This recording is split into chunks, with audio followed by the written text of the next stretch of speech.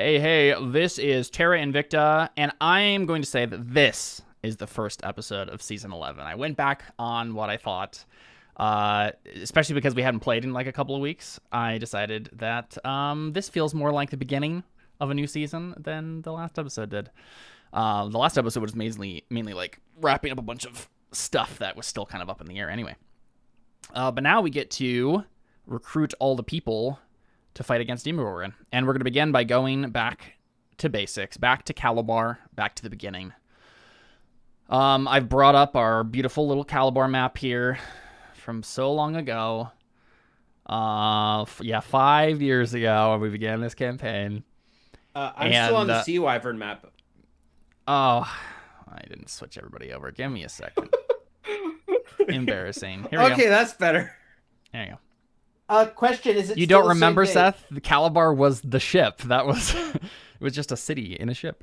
Is it still July 15th? I think we're gonna say it is July 16th now. Okay. I think you've spent the night at him at his tower, and it is the next day that you plane shift back using Dragos' help to the material plane. I think the plan was basically to go down river, eventually reaching like in the Soul Realm side, the river that is basically parallel to where Calabar is, and then kind of pull into the harbor from there.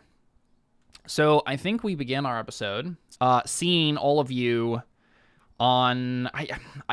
You sent the Sea Wyvern. Remind me if I'm forgetting this. You sent the Sea Wyvern back a while ago, didn't you? With Lavinia and them after the. I think it was after you got to Broken Reach, because you couldn't go to the Wells of Darkness with the Sea Wyvern, and so you sent the monks, Tabris, the Lion Angel, and Lavinia back on the Sea Wyvern, I believe was the case. It was July 15th for so long, I don't remember when that was. I know, and lots of things have happened.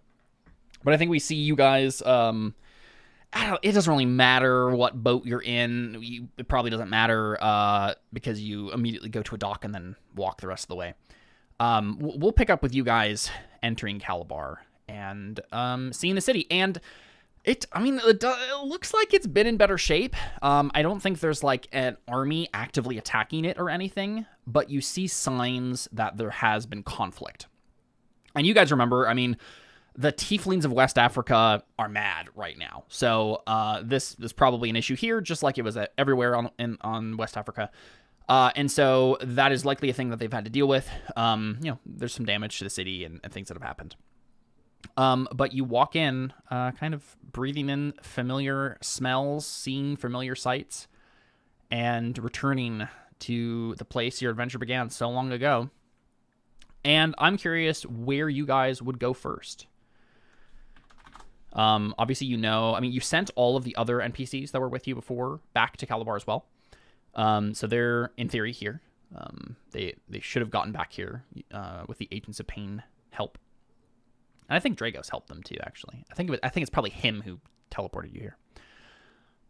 What do you guys do? What do we see? Do we go to Lavinia's place?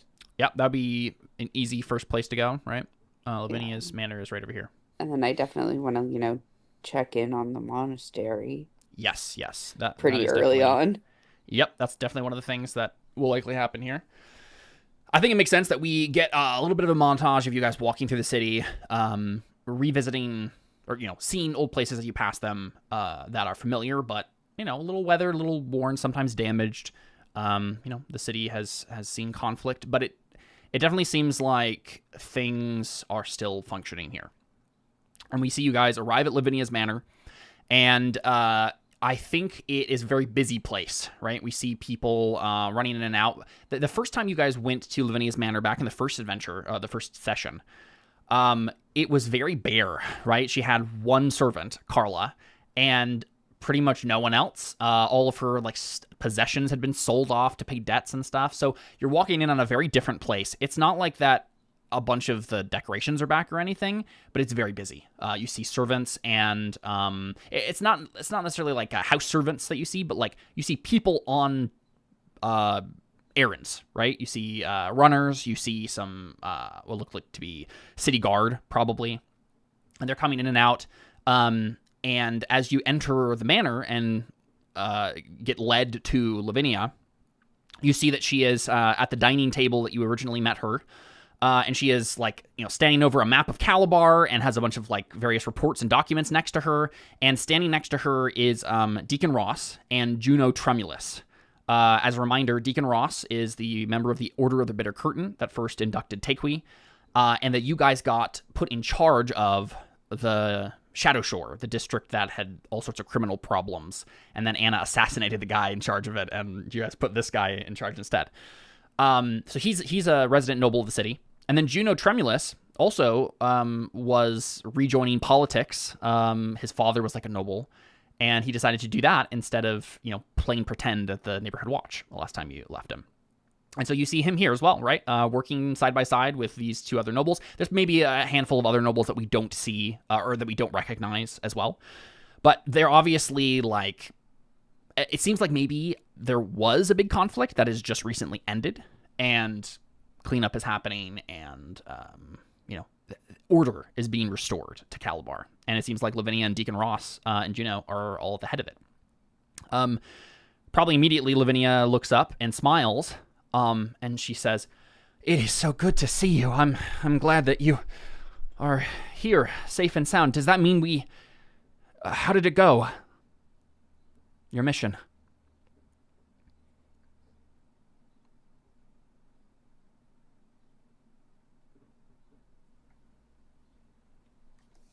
Is that when Tavi and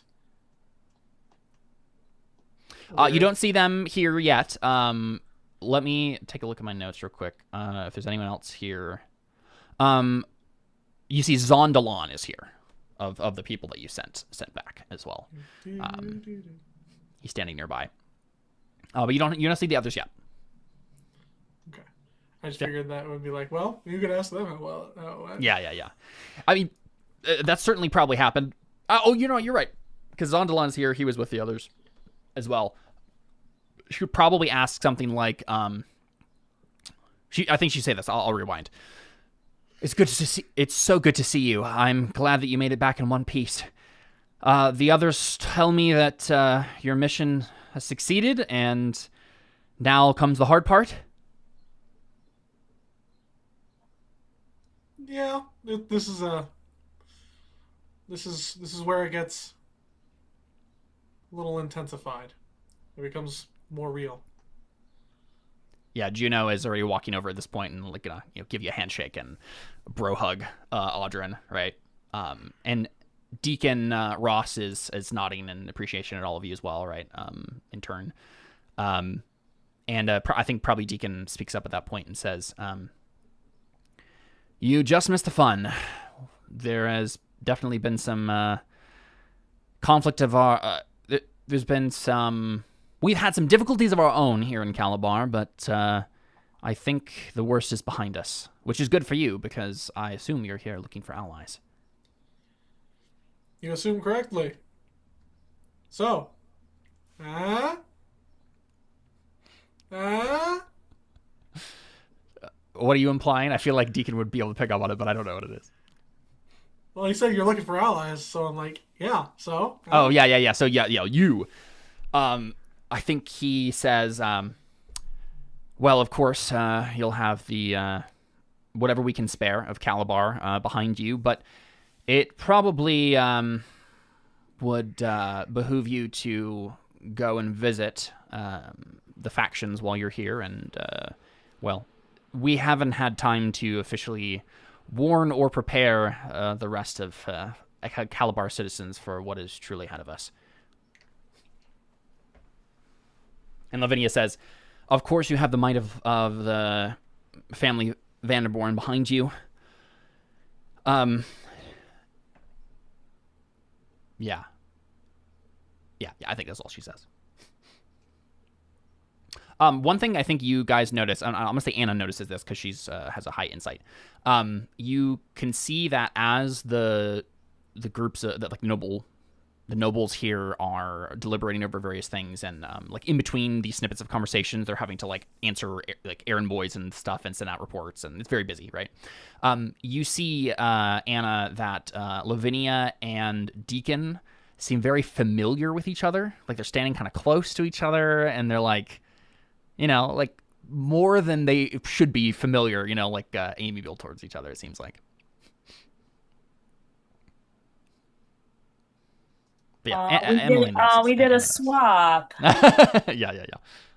Okay, but what about Carla? Has Carla found her? Oh, well, you don't know. She's back at Farshore right now. With Avner. No, Abner does not deserve joy. Carla can fix him. I do believe that that's where you're going to go next after Calabar, right? We're going to go the fix Isle of Dread. Avner? No, you're going to go to the Isle of Dread. Watch, Abner's going to be the reason why this whole plan happens. He's going to be so annoying talking to Demogorgon. Uh-huh. Yeah, obviously. That reminds me, I need to send you Like, something. Demogorgon, I deserve an audience. Oh my gosh. Somebody has to replace Demogorgon, and it's going to be Avner. I believe You remember how I wrote down a note a long time ago, Jordan, and the only note was Avner becomes a god, ? I did write that down at one point. I'll just say that. We were just thinking in the opposite direction. Yeah. I don't remember who brought that up at one point, but I think it was you. That's so funny. Yeah. Okay. With this insight I have, after he's like, we've had like conflict of our own here, and then I might be like, and some romance. You say it out loud. I feel like Anna might. You're like, oh, a little trouble in paradise. Yeah, why don't you? Yeah.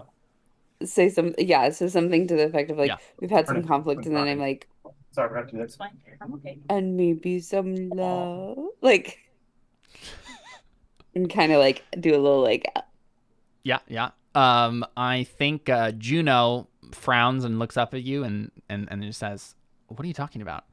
And Lavinia and Deacon are just kind of standing silent, kind of slightly awkward. or not. And I think, Rook, I think a noblewoman who is standing nearby that you don't recognize. She looks maybe half Azamar or something like that. She says, what does she say? She's going to acknowledge that in some way, but I'm trying to think of how she would do so. Someone's got to rebuild the Vanderboren name. Yeah. Sure. Yeah, you know what? I think this noblewoman mutters under her breath, well, we'll have to rebuild the Vanderboren family somehow. And I think Lavinia at that point says, well, I suppose we should make sure that you have everything you need. I probably like for walking away. I just want to be like, I'm so sorry. I thought it was really obvious to everyone. I didn't know it's a secret. Yeah. It's not, it's just it's. I think you get the sense that like it's in the very, very early stages still, and so they're not. Yeah. I do think as you're walking, because again, this is going to be a whole big montage. I don't expect there to be any real conflict that's going to happen while you're here in Calabar. It's going to be mainly like little vignettes and things. I think we see, or we're here as you guys like walk away, and maybe Zahn is filling you in on like, okay, and here's where the other guys have went, and you can go pick them up and figure out where you need to do next. You hear someone come and bring a report and say, I think Deacon says, as someone runs in, well, what about Zebula? Are the Merivanchis joining in the cleanup? And you guys remember that Zebula is actually Avner's father, right? He's actually like a noble of the city. And this errand boy, whoever this runner is, who comes in and says, I'm afraid to say that Zebula was found to be killed in fighting. It seems that he had a number of tiefling slaves that turned on him and ripped him apart soon after the fighting began. He's been dead for some days now. And Deacon kind of makes a slightly grossed out face, and then just says, "Very well, I suppose we'll have to elect a new noble soon then." Wait, that was Avner's father? Yeah. Was it Avner's grandfather that's at Farshore then? Uncle. Uncle, okay. Yep. I was very confused. Yep. Yeah, a little snippet that you hear as you walk away. And then Zahn probably just fills you in on, like, since we've arrived, we've been helping out where we can. Most of us have been revisiting old haunts and helping rebuild after whatever happened here. Apparently the tieflings all rose up and, well, lots of fighting in the streets. A demon tried to rally them to attack Calabar and defeat, take it over, using whatever was going on with Demogorgon and all that. But the people you left behind here in Calabar, they did their work well. What about the fight club that we were a part of? The Iron Brigade, I suppose, they have been some of the fiercest fighters in all of this. I feel like we might try to find some allies over there. I believe Nestor is there now. Nestor. Reestablishing old friendships. Yeah, and so I have a whole big long list here of people that you can go talk to and meet. Feel free to do so. What about... Yeah, I think the general idea with all of this is basically going to be, you can go wherever you want to. If you want to actually have a scene, we can assume that you're going everywhere, even if we don't actually play it out. But the general idea is going to be, regathering your allies that you want to actually join the cause. And, I mean, it's up to you how you actually want to go about doing this in terms of, like, are you just telling people, like, we need you to fight Demogorgon? Or do you need something for them to do specifically? How are you planning on going about this? Like the current mission is, check off allies and give them their orders so that they can get into position and attack Gaping Maw at the same time, right? So likely, I mean, you can get the armies of Calabar on your side, but you do need you need some way to get them to Gaping Maw at the very least, right? That doesn't need to be decided now, but What? Sorry, on a note of characters we could get to help us. What about like those one side story characters that we played like twice? Yeah. I have them on this list here. Okay. When you go to the Advent League, they'll be there because they were part of the Advent League.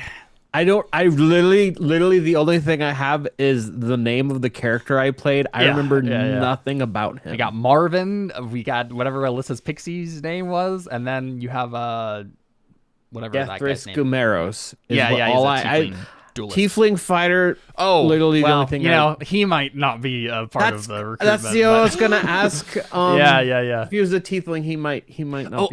One of the things. Never mind. He's not here right now. Okay, never mind. Ignore me. Who do you want to visit next? I have a quick question. So, if I'm understanding the one thing you told me to look up again. So essentially, the thing I had in the Chaos Realm was like a fake god of death. I have written down in my notes. Or at least just a big agent of chaos. Yeah, I mean, ignore that note if there's a note about the god of death there. I'm not sure what that means. No, god of chaos. Get a god of chaos. Yes. So basically, it's not Madoc, right? That was the I know. was there. It is a devourer that you met, right? Or some part of it or piece of it or force that is kind of it. But wasn't it like pretending to be the god of chaos? It may have been at some point. I don't know if that's relevant. Well, it is in a certain sense. Let me double check my notes. Because essentially, since the collectors are all about chaos, I'm like, hey, someone is being a faker. Let's go beat them up. It's my idea. Yeah. I mean, that makes sense. Yeah, that you could bring that up to them, right? Like we got a new bad god of chaos that we need to deal with, basically. Yeah. guys. I just more so meant like, hey, someone's being in a big imposter. Wait, Yeah, I mean, I don't think even if I implied that 5 years ago, I don't think that is an issue that you guys have to deal with. I think other things have been like the collectors haven't had some sort of subplot this whole time where they've been slowly being corrupted by Zergoth. That is not the case. I wasn't even saying that. I was just saying like we could say like, hey, he's been like acting like the god of chaos when he's not. Yeah. That's okay. Equensu. No, yes. So Equensu, this actually does matter. Equensu is the god that Demogorgon is pretending to be. In the Igbaye pantheon. So that ended up being resolved a long time ago, where you guys learned his true name and everything. Basically, I may have at one point said he was the god of chaos, maybe, or implied that. I have that written down the case. Iconography for Equensu. He's the god of bargains, trade. Yeah. Something. It should be like, and war. War, yes, war and chaos. Yes, okay. That seems accurate enough. Yes, you've learned at this point that Demogorgon kind of like subverted and replaced a god of the Igbaye pantheon and pretended to be him for a while. Oh, and I'm just all I'm getting as that might be enough for the collectors to be like, no, we have it. In all honesty, the collectors were already going to be on board no matter what, right? Like they've been a part of the Order of the Bitter Curtain pantheon stuff anyway. So okay, I was just curious because I saw that in the notes, and that makes sense. Wanted to ask about it. Yep. Or I forgot. You know those crazy ideas I'm famous for? Yep. What's the name of the general that's gonna be faithful to Demogorgon no matter what? The general who's going to be faithful to Demogorgon no matter what? I know you had like a list of people like of the demons that we would probably not be able to turn against Demogorgon. Yes. Orcus, the Lord of Undeath. That was one of the guys that you probably could get to turn. Oh, okay, let's see. So if you're talking about a demon, the ones that are like on his side that likely would not be able to be turned is Malkenthet, the Queen of the Succubi. Her. And I believe Dagont, Lord of the Depths, is probably the other one. Okay. I think those are the two that are on his side. I think I figured out how to get them on our side. Okay. Do you guys remember the swords that we stored in the rock? I was literally talking about that with Caleb. I was wondering if that was going to come up again. And the idea of maybe presenting Demogorgon with one sword, and then the others with the other swords. Right. Yeah. Okay, I see what you're saying. Yeah. Now, I'll tell you right now, Audrin, with your 30 intelligence, you know that would not work against Demogorgon. Yeah. He's way too powerful. It's likely not going to work against Demon Lords. But giving it to lieutenants or other people who are maybe more influenced by magic items, certainly a possibility. You could just go pick them up, put them in your bag of holding for later, just in case. Well, they're in a bag of holding still. Inside the rock, yeah. Yeah. Yeah. I think they're in a bag of holding. I don't believe, if I remember correctly, I haven't listened to the episode. Bear in mind. It was literally that same episode you asked me to look up. So I don't imagine you guys would have wasted a bag of holding on that. I think you just did stone shape and just like stuck it in the wall. But maybe they're just in a bag then? I know Deli ate one. Yeah, we all remember Deli ate one. And the rest of them were stuck into the wall. Contemplate what to do with the swords. Set up a sting on Parrot Island. Oh yeah, that's what happened. Like, because there were other people who had the swords. You set up a sting on Parrot Island. Meld into stone the bag of holding. So they are in a bag of holding. All right. So easy enough. Could be like you just have to find the right people to give it to, right? Yeah. I mean, hey, let's be real, right? You're reaching endgame. You should use all the potions that you found in the game, right? You should not be the guy who gets to the end of Skyrim and hasn't used any potions. See, you don't mean literal potions. There are some potions that you gotta wonder if you should drink in the first place. Yeah. Fair enough. Yep, so I mean that's definitely a place you could stop off. We could make the demons eat the swords. We know how that goes. Yeah, I mean you have to get them to do it willingly though. I know. They don't have And no to one be else- willing. We no can one just else stab has them in the exactly throat. the I same thing double as you, dog dare you to eat that sword, demon. So obviously we know that Emily wants Anna to go to Father Valentine at some point. Go back to the monastery. There's the Iron Brigade you could go to. You could go to the Order of the Bitter Curtain. You could go to the Collectors. You could go to the Adamant League. You could go to the Blood Sisters. You could go to the Verdict or the Green Gate Society. All of those are factions in Calabar. What was the Green Gate Society again? I've never interacted with the Green Gate Society, but it technically is also a faction. That explains why they did not sound You sound familiar. like botanists. They're just wizards. I think they care about like interplanar stuff or something. But But you've never talked to anyone there, so. Hey, you guys want to know what would be a stellar idea? If you guys fought against Demigorgon with us. Yeah? Yeah? Sound like a good time? Yeah? You wizardy powers? Yeah? And again, like this session, I don't particularly care to. I don't think we need to play out like a whole thing where like you have to convince X people per se.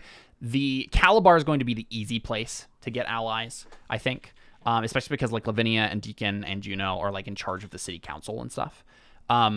Mainly my hope here was to get some vignettes based on what you guys want to do and the people you want to talk to in the city. And we can assume that most of the stuff like that, like, I don't know if we need to spend, half an hour talking to an NPC we've never met before, the Green Gate Society, to try to get them on board.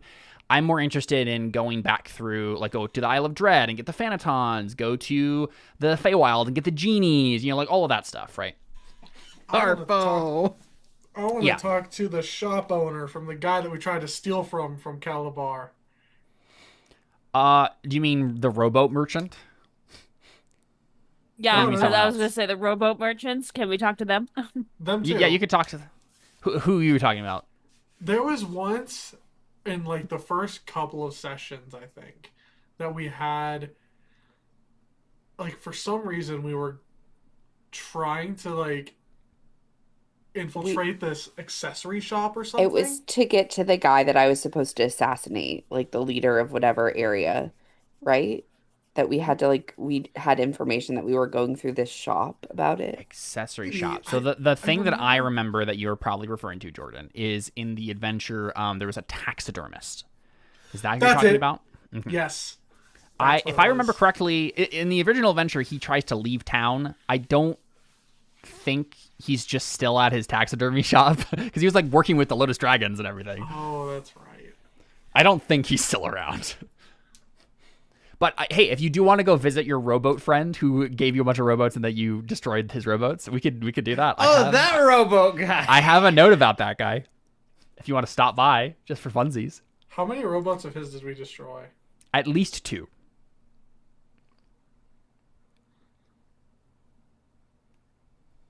I definitely want to stop by the Adamant League for sure. Yeah. I mean, my only plan was to talk by the Bitter Curtain and talk to Deacon Ross, which he's already been. I think probably talked to. Deacon Ross probably tells you, Takewee, that currently Tabris, your Lion Angel friend, Surge, Conrad, and Jiro are all at the Order of the Bitter Curtain place right now. That's where they are. So Okay, you'll have to perfect. stop by there anyway. Yeah, I tell him gets gone. By the way, if he didn't know. Yes. Mm-hmm. Yep. You know what? I think we should play that out slightly, and I think Okay. maybe we have Deacon say like, "I will meet you guys at the church of the Order of the Okay. Curtain at some point," and then we can have that conversation. Okay. There. Yeah. Yeah, it doesn't need to be played out, but I know that he and It doesn't Git were, need to be like, played buddies. out super extensively, but yeah, I'd like to have that moment if we can. Yeah. Yeah, But I sure. don't know if it makes sense to have it in the middle of the war room, basically. There. Yeah. Yeah, makes sense. Especially because he was really awkward because of the Lavinia thing and stuff. He was looking at you like, ah. Oh shoot, we kind of kissed last time we saw yeah, each exactly, other, huh? exactly. Yep. And he doesn't know about Audrey and I. Well, no, Lavinia probably told him. Oh yeah, yeah. I mean, yeah. He knows. We're good. But yeah, so it's up to you guys. Who you want to go to first? There's a part of me that wants to address the rowboat guy. Do it. Let's do it. I want to talk to you. I think it's literally just like you pass by unintentionally, right? At some point, Yeah. right? You pass by that way, and you see his little shop, and it looks mostly intact. But one thing you actually notice as you pass by is you see a very familiar sight sitting in a rowboat among his various other rowboats for sale. You see Harpo sitting in a rowboat. Freaking course.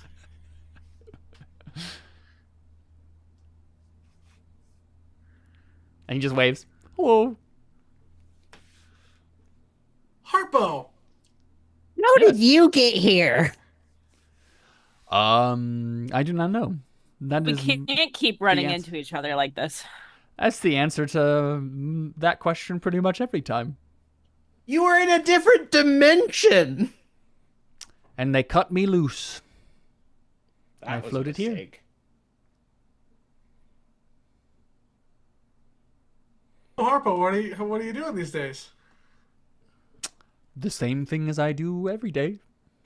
Sitting in a Trying rowboat. to take over the world. I was expecting.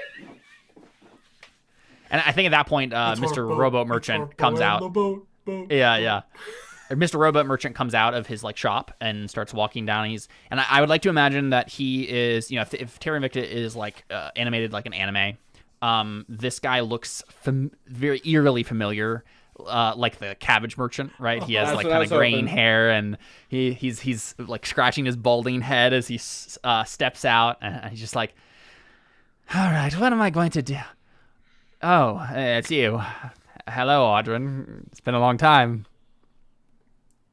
Do I know his name? You can make it up. I can also make it up. You don't want me to make it up because I was about to go with Bartholomew. Roland. I'll find a. Let's say this guy is Pedro. Vote for Pedro. Yep. Pedro. Ah, yes. It's good to see you, my friend. See, we have some unfinished business, I think. Yes, you owe me for 2 rowboats.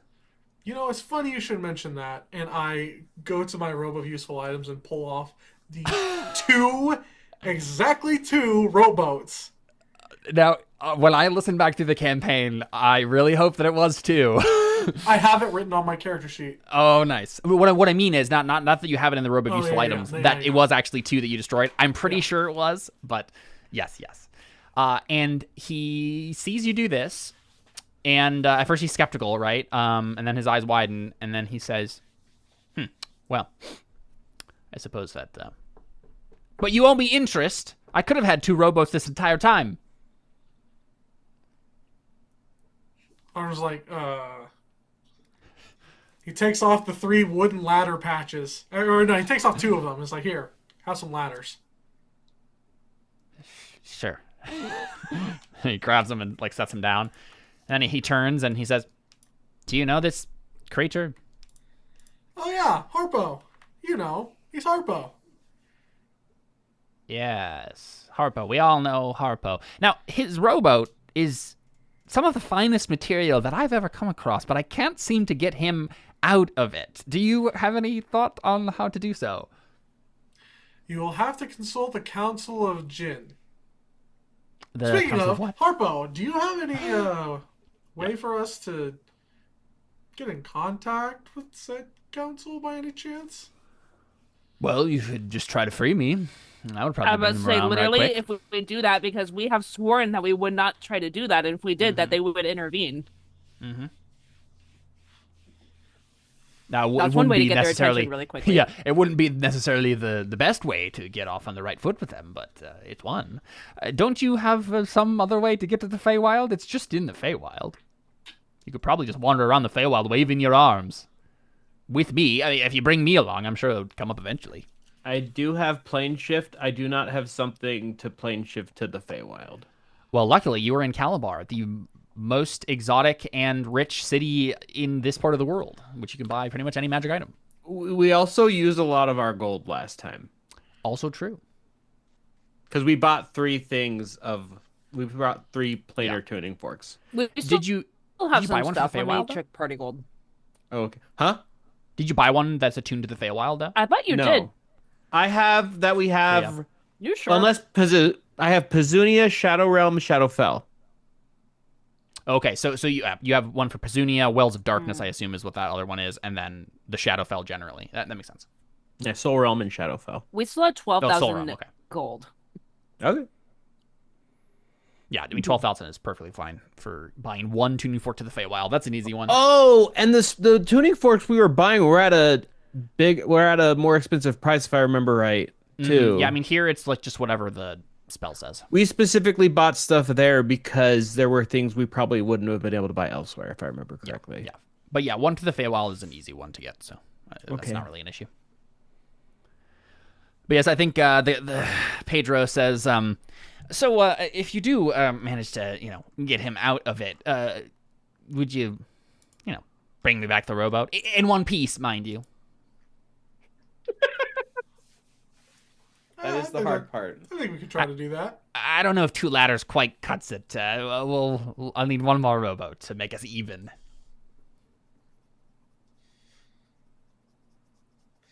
Teach a man to fish. He won't respect your ladder. I don't know.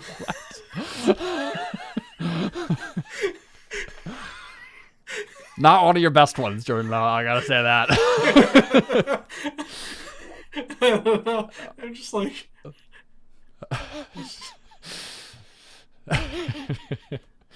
But yes, I mean, honestly, at that point, you can probably just leave Harpo here for now, right? And you can come back and pick him up when you're leaving Calabar. Clearly, he will show up next time we need him. Also, that probably, right? But it does seem like that's one of the things that's like on the horizon. Definitely is like going to the Feywild, going to the Feywild and talking to the Jinn Council, the Synod, the Genie Synod, and getting them to remove his curse so you can use his wish. Do we have any way to get the Void Dragons on our side? All you gotta do is visit the Court of Stars, and they're likely just to give you a big thumbs up. I mean, this is kind of their whole jam. If you just tell them this is the plan, we're going against Demogorgon, Mikhail will just be like, "Sounds good." Cool. Yeah, that's not going to be the hard part. Okay. But yeah, where do you go after you pass by Pedro's rowboats? Pedro. It just depends on who you actually want to, have a conversation with. Because we can assume you're going to all these places, but yeah. I don't think there's any particular conversations Audrin feels like he needs to have. I mean, he's already got, like, Juno. Yeah. Yeah, I don't think there's any conversations that Audrin specifically feels like he needs to have in Calabar with people. Yep, and that was always my intention, right? Like, it felt weird to me to have any sort of, like, challenge to, you got to get the people of Calabar on your side. It's like, nah, you have so many friends here, and they all are, like, powerful people. They can just tell people to do it, right? It'd probably be a different story if we didn't make friends in Calabar. Exactly, yeah. If the Terra Nullius crew had come back to Spain, they would have been like, get out of here. We don't serve your kind. I do kind of, Deli does kind of want to have a conversation at the Collectors just because... I mean, here's the thing, though. She looks different, but that's probably normal for them. Uh-huh.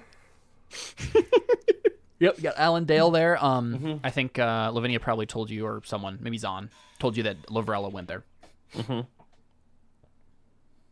Oh, what would I even talk with Alan about, though?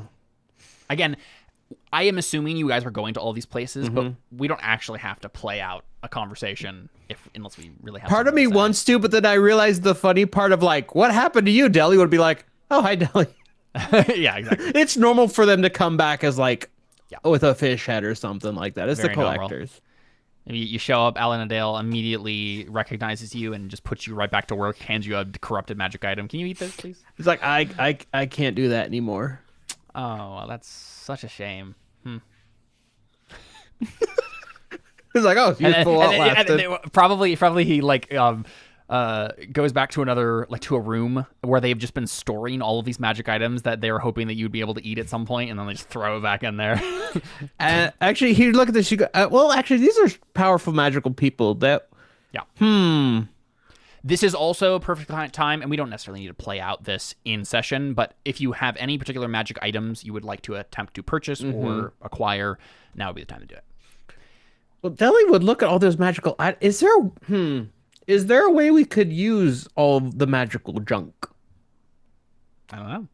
We can just add it to the list of things that Jordan can use in his master plan to defeat Demogorgon. Because, like, we could make... Part of me is, like, in my head thinking we make, like, a chaos beam of taking all this arcane energy and, like, funneling it into a chaotic death ray somehow. But I don't know how that would happen. We I don't use either. all of the magic and energy from the magical items, and we pour them into the Warforged. And then Surge dies.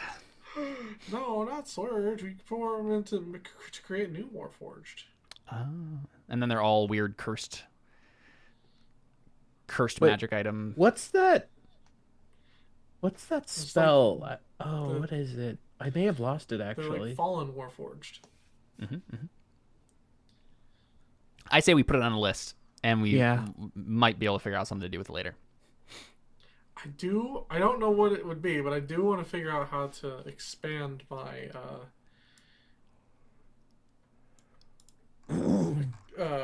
attunement slots, because I currently cannot use the Amulet of the Plains.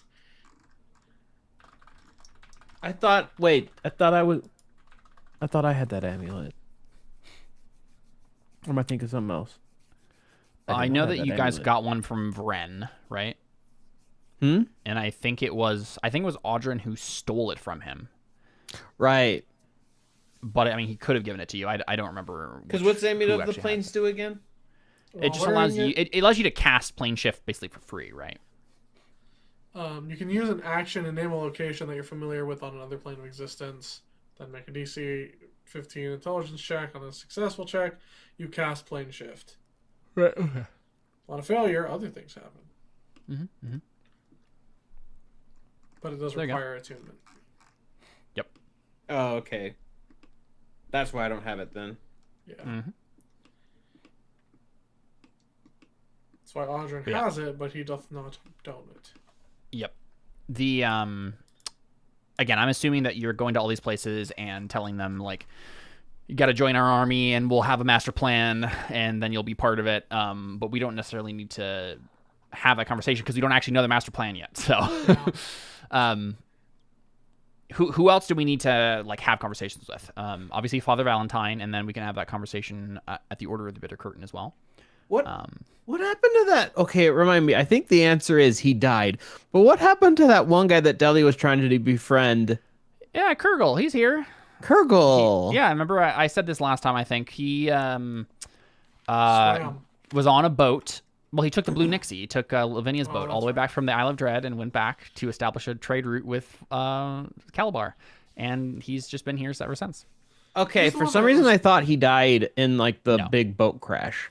He who's the disappeared, one that- I think, for a while. Was he the one that was training me to use pistols? No, that guy did die. That was a No. dwarf guy, yeah, who died. Man, I wanted to show him my cool new pistols. Yeah. Yeah. He's looking down This from isn't- dwarf heaven, nodding in approval. This doesn't need a conversation, but I Yep. was thinking I would like to talk to Muriel, my I old mentor. could not remember her name, so I'm glad that you did. I did write her down here.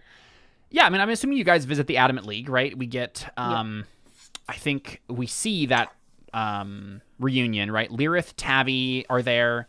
Your side stories characters are there. We see Marvin and your little pixie character, Alyssa. We see Muriel. We see Captain Silvio, like the leader of the Adamant League. And of course, we see Boo Boo, who is on Captain Silvia's shoulder and then jumps to yours, Audrin. Right? So we have that little reunion. Exactly. I had a really, whole depressing time where I tried to recreate you as a robot because I was really sad, and now you're here. Pretty much, yeah. And I think, there's obviously some reunion that happens there. You guys fill them in on various things. Muriel, approves of your progress, Takewee, obviously. But I think probably the main thing that maybe happens when you're there is at one point you notice that the Adamant League has a few of their rooms kind of cordoned off, and you hear kind of like mumbling and ranting from some of these rooms. And I assume at some point it comes up in conversation, and Captain Silvio looks at you sadly and says, like, yes, there are some among us who succumbed to whatever is going on to the tieflings, including my dear poor wife. And you remember this like really bossy, tidy tiefling woman who you had a whole giant thing with way long ago, and she's not she's not in danger or anything. She's been restrained and whatnot, but obviously not in her right mind. And of course Gethris as well is being restrained here and kept from hurting anyone else or himself as well. Yeah, so we see that little tidbit as well. You can of course take Boo Boo with you if you really wanted to, but he's literally a CR 1/8 baboon or whatever. Probably but not of course, very helpful. you also see Kurgle, right? Kurgle is actually at the Adamant League Lodge because he was like a sailor and stuff. He captained the Blue Nixie all the way back here, and I mean, it's up to you, Seth, if you want to have a conversation with him. The I whole don't even thing remember why he hated me. I know. Well, he did. Was it because his just friend died? You just failed every role that you ever tried to do anything with him. Is really the main reason. You tried to. You both were kind of like gruff loners. And you kept trying to like relate to him, and he just was like, I'd rather just be on my own. So maybe I think all we really need to see here is like you guys are all talking with various people at the Adamant League, and we see Kurgle in the corner of the room, and he just has his hands across his chest, and he gives you one nod. And like, okay, everything's all right. Glad it wasn't a roll. It's just not important, right? We've moved past it so much. We can of course also montage like the moment of the Order of the Bitter Curtain and or the Iron Brigade. You guys, we can even say let's do this. Let's say Iron Brigade first, right? You guys head over there and you start talking to all of these various like buff dudes who are part of the arena, and you guys like were part of that whole team sport thing that you guys did forever ago, and they talk to you about all like the fighting they did against the Tiefling and Demon army that attacked Calabar, and you guys promised them glory and whatever conflict you have ahead of you. Kosan, the like Lion Man leader of the whole thing, is very excited about this, and if you have anything particular you want to say, you can feel free to say it, but just another one of those vignettes. Part of the issue here is, right, like, we could, of course, play out any of these conversations, but we're so removed from the relationships you had with these characters that,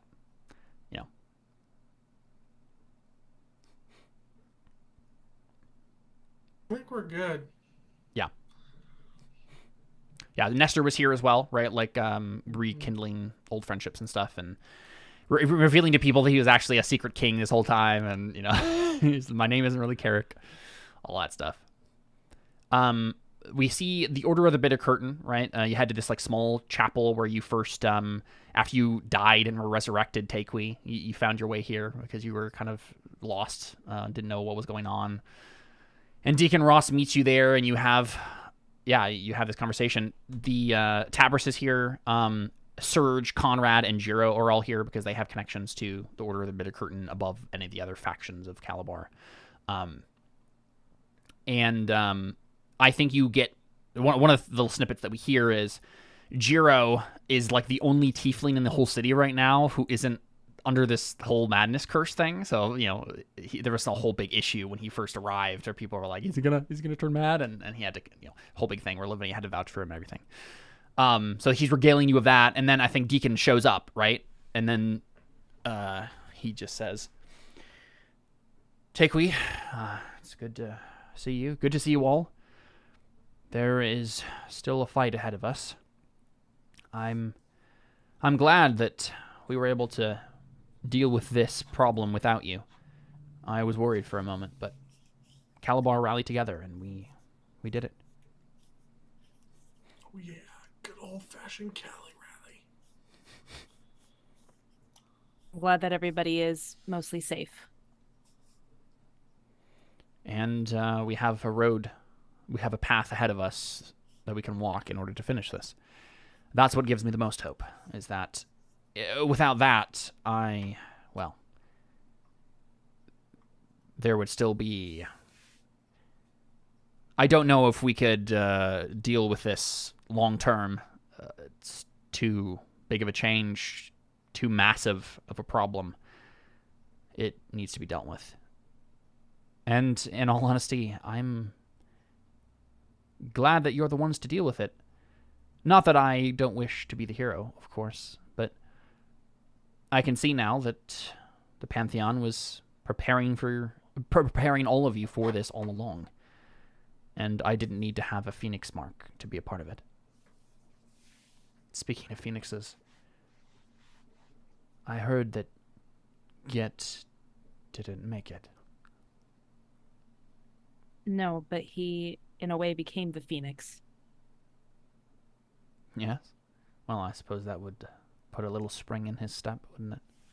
Wherever None of these people would be here without him. You know, I feel so indebted to him, you know, that he didn't even tell us what he was doing. Well, sometimes it's sort of difficult for him to do so. True. Very like it. Very like him. We miss him already, but I feel like in a way he is here. Of course. Yes. I'm happy for you, Takewee. And I think we can see that, like, you know, Audrin is talking to someone else right now, maybe Surge, right? And there's a moment here where we're just you two talking. Thank you. I'm happy for you too. Thank you. I still don't know if it's going anywhere quite yet, but, well, it's been the two of us. And Juno as a little bit of an awkward third wheel, who, while I won't say that we saved the city, but I think between the people, I think with the people that I have here in Calabar, I think things are going to be good. Even so too. After all of the Demogorgon stuff. I think it's all going to work out.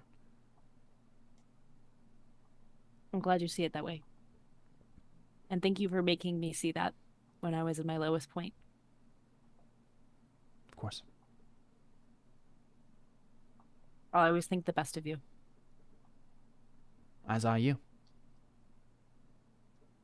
And you could not do better than a man as fine as Audrin. Thank you, I agree. I think, and he looks at Audrin, more than any of us, he's going to be the reason that we win. And I think Mikhail has always seen that. You can say that again. I don't need a You god just hear count. Audrin say something like, "No, that's not how babies are made, Surge." Yeah. Something He's like, oh, completely- really? Are you sure? Because I heard some people talking about it in a very particular way, and I can guarantee... That's not, nope. I feel like he's the equivalent of like a Spren. No mating. Yes. Yeah. Very Spren-like qualities to Surge, for sure. Yes. Yeah. Well, I mean, he has, like, I think according to the actual, like, D&D character creation rules, we chose, like, the transformed familiar background for him, right? You know, the idea that, like, he used to be an elemental, basically, right? So he sees the world in a completely different way and now is kind of a mortal. So it's a very, very odd thing to experience. But yeah, I think Tabris comes over to you, just as, you know, still as a lion, right? He's been kind of just laying near the altar of the chapel at the end of the little room here. And he pads on lion feet over to you, Takewee, and he says, "Are we going to bring the fight to the demons yet?" We'll get there. We need more allies, though. The people in Calabar are not enough. Well, at least I was here to fight them when they attacked Calabar, but slim pickings. Too few demons, too few and far between. Yeah, I'll be you happy. got it. I'll be happy when we get to Gaping Maw and I can sink my teeth into the lot of them anywhere I look. We'll get them. Don't worry. Patience. I think we also hear what's your Warhammer's name again? Oh, I somehow forgot. 40K. me too. Hold on. Okay, I feel less bad now. Dust Crusher. Dust Crusher, yeah. You also hear Dust Crusher just say, like, you know what? He doesn't say anything. He just gives you a feeling, like an agreement feeling, right? Like, I agree with that guy. Patience. Yeah. You see, like, your hand clench on the rod that is Dust Crusher without the firehead, and yeah, you say that. Yeah, I mean, Conrad is here, and what's his face, Jiro as well. Real quick before I forget again. Yep. The one guy at Far Shore that got killed by like the one sword that we couldn't res, is he back now? That's Zandalon. Yeah, that was the guy that you, the one Okay. member of the Jade Ravens who. Yeah. Yeah. So he's here, and I think the Okay. plan will be he'll come with you, so that when he To gets Far back to Shore, Scuttle right? Cove. Was just Cool, making 'cause they're in- sure. Yeah. Was just making sure we weren't forgetting someone on accident. Nope, 'Cause I nope. couldn't remember their name. We just see Zahn standing in the walls of darkness. Guys. I'm just trying to think of people that could be allies. Yeah, of course. I'm imagining that Zahn is going to come with you because he'll eventually get back to Scuttle Cove where the other Jade Ravens are, and he can reunite with them there. My thought is that we were going to go in chronological order here. We were going to go from Calabar to the Isle of Dread, and then the Isle of Dread to Scuttle Cove, right? And then you can recruit allies as you go, however you would like. I don't imagine we need to, as long as that's okay with you, take the entire giant roster of NPCs with you. You can obviously bring like whoever randos you pick specifically, but you could do it if you want to, Emily. You could do it. You could grab whoever you want. I'm putting my official, like, I prefer not to have to play 15 NPCs. You don't think have to. We clearly need to bring our new boat friend. Yes, you're going to bring Harpo, I assume, right? Yes, we need to take him to the Feywild. Not and Pedro, not get Pedro. the genies on our side. Yes. I was thinking of Pedro. Yeah.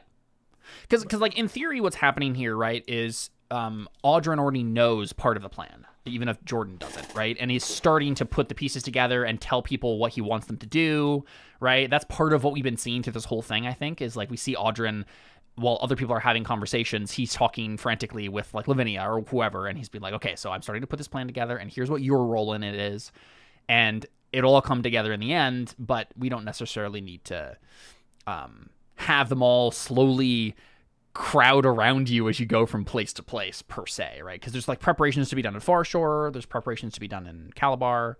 There'll be people, in theory, will have other things to do besides follow you around. In theory. In theory, as I like to say. Now, what I really want is I want to hear a conversation between Father Valentine and Anna. We obviously want that. Father Valentine had many nuns. Many nuns Nuns had had Father Father Valentine. Valentine. Anna's Anna's one not of them. Anymore. She's Ah, she's going still- to slay Demogorg.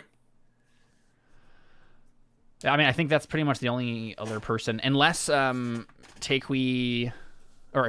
Anna, you wanted to go to the Blood Sisters, or if anyone wanted to go to the Verdict in town. I feel like maybe you'll go to the. We'll see how this goes with Father Valentine. Yeah. So this conversation with Father Valentine is going to be very monumental. So I think it should be the last thing we do. Is there anything else that you guys want to get up to before we have that? I want to see if there's any way that I can break through my limits. And Okay, go even what further limits are those? beyond. And go further beyond. My Like doing limits what? being, I want to figure out if there's a way to have more attunement slots. Yes, I'm an artificer, gosh darn it. Yeah. Well, didn't we say that like the person probably to talk to there is like Ronan? That's one thing that you guys notice is the Agents of Pain are not here. Zon probably says they moved on to Sigil already to touch base again with the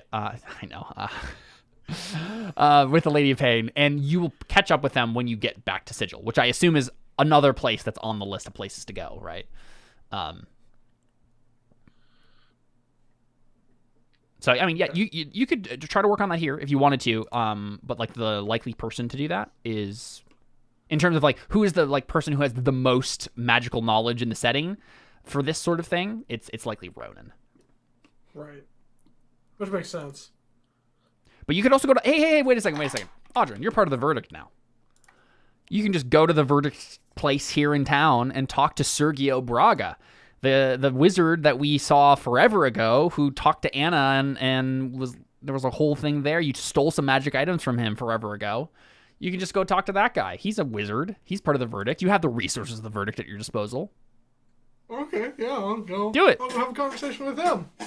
So I think we see Audrin walk up to a kind of unassuming building. I believe I'm gonna double check my notes on this actually. Where the actual Verdict headquarters is in Calabar. Let's see. So let's see. Yeah, unassuming building. That's what I thought. So most visitors pass by this unassuming building without giving it a second glance. But to those who recognize the hourglass and gavel symbol carved into the front door, this headquarters is perhaps the most reliable source of information and aid in the city. And so we see you walk up to this and, give the special knock or whatever it is, and you're let in. And I think this wizard, who he has darker hair speckled with gray, and he has spectacles, and he says, "You look familiar. Do I know you?"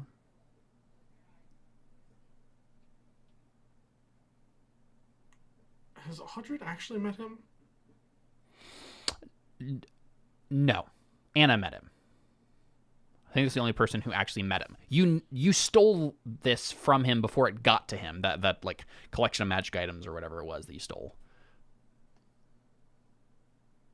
I don't even remember what I stole or why. It was like some figurines of wondrous power, I believe is what it was. Oh. The ones that caused the problem in that one temple. Mm-hmm. Okay, so I'm gonna not mention that at all. Yeah, I figured. It's Sergio Braga. Is that what you said? Sergio Braga. Yep. Sergio Braga. It's like, you must be Sergio. Yes, that is what they call me. Again, do I know you? I don't believe we've met. My name is Audrin. All right.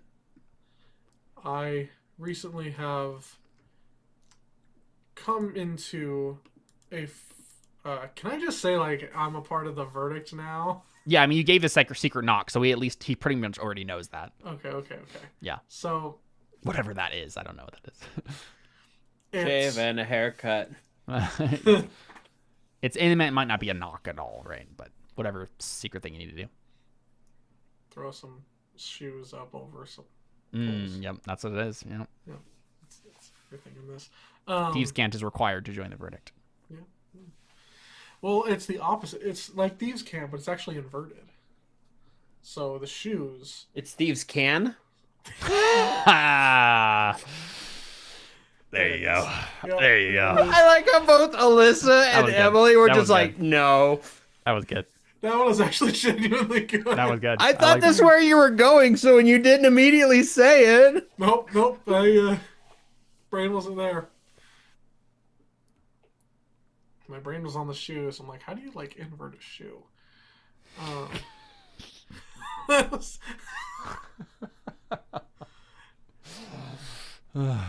Very carefully. Yeah, I mean, you could basically just say, like, I'm a new member of the Verdict, and I'm here to blank, right? Yep.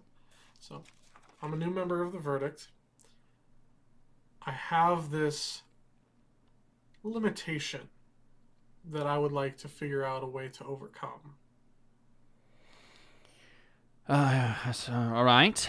I suppose that is what many people come to the Verdict to do. I want to try to increase the amount of items I can attune to at once. Yes, you and everyone else in this world. And can I just, like, rattle off some crazy knowledge that nobody else in the world should be able to know? Yeah. Yogi Bear was an underrated character. And I'll just roll... Should I just roll intelligence? Yeah, you impress him with your intelligence, basically. Like, I'm not everyone in the world. Yeah. Sure. Arcana, or... Sure, yeah. Okay. There you go, yeah, 30 will do it. He says, all right. I suppose you can't join the Verdict without knowing your way around things. I'll be honest, Audrin, many people have tried this. It's one of the limitations. What do you know about the way magic items bond to a person? And the main thing that you would know, and that we would know as Terra Nullius characters and stuff, is that, like, they're made, a lot of them are made with life energy, like the body magic. Some of them are made with mind stuff. It's the sort of thing where, like, they have kind of a life of their own in some way, and bonding more than a certain number with yourself is detrimental to you, typically, right? It's not that you can't do it, kind of. It's like your body's, like, rejecting, or your body or your mind or your soul, or whatever it is, right? It's rejecting this from being a thing because it's going to harm you. So you have to figure some way to, like, increase your capacity in some regard. And that's what he kind of lays out to you, right? As you guys, he asks you that, you can relay it back to him, and then he confirms it, right? So, what if they aren't purely bonding to me? What would they be bonding to, Audrin? Well, why not each other?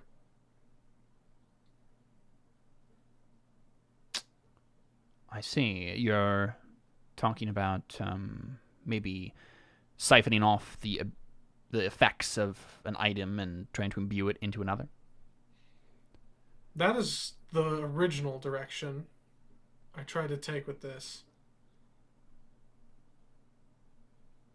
But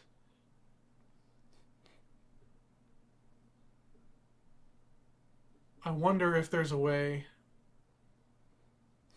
that instead of siphoning from one another, they can become load-bearing with one another. Yes, use the mind or body or soul of the item to offset some of the effect on you. I suppose that's possible, though getting them to cooperate would be an issue. If they're already part of a set, that might be easier. What items do you have in mind particularly? We should start with something specific.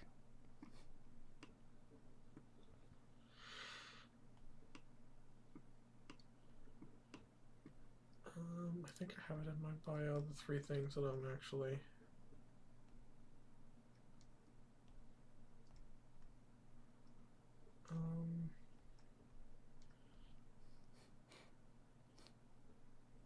Okay.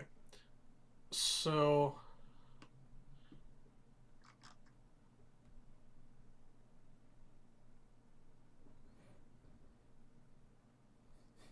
I have the winged boots, the rapier of warning, and the amulet of health.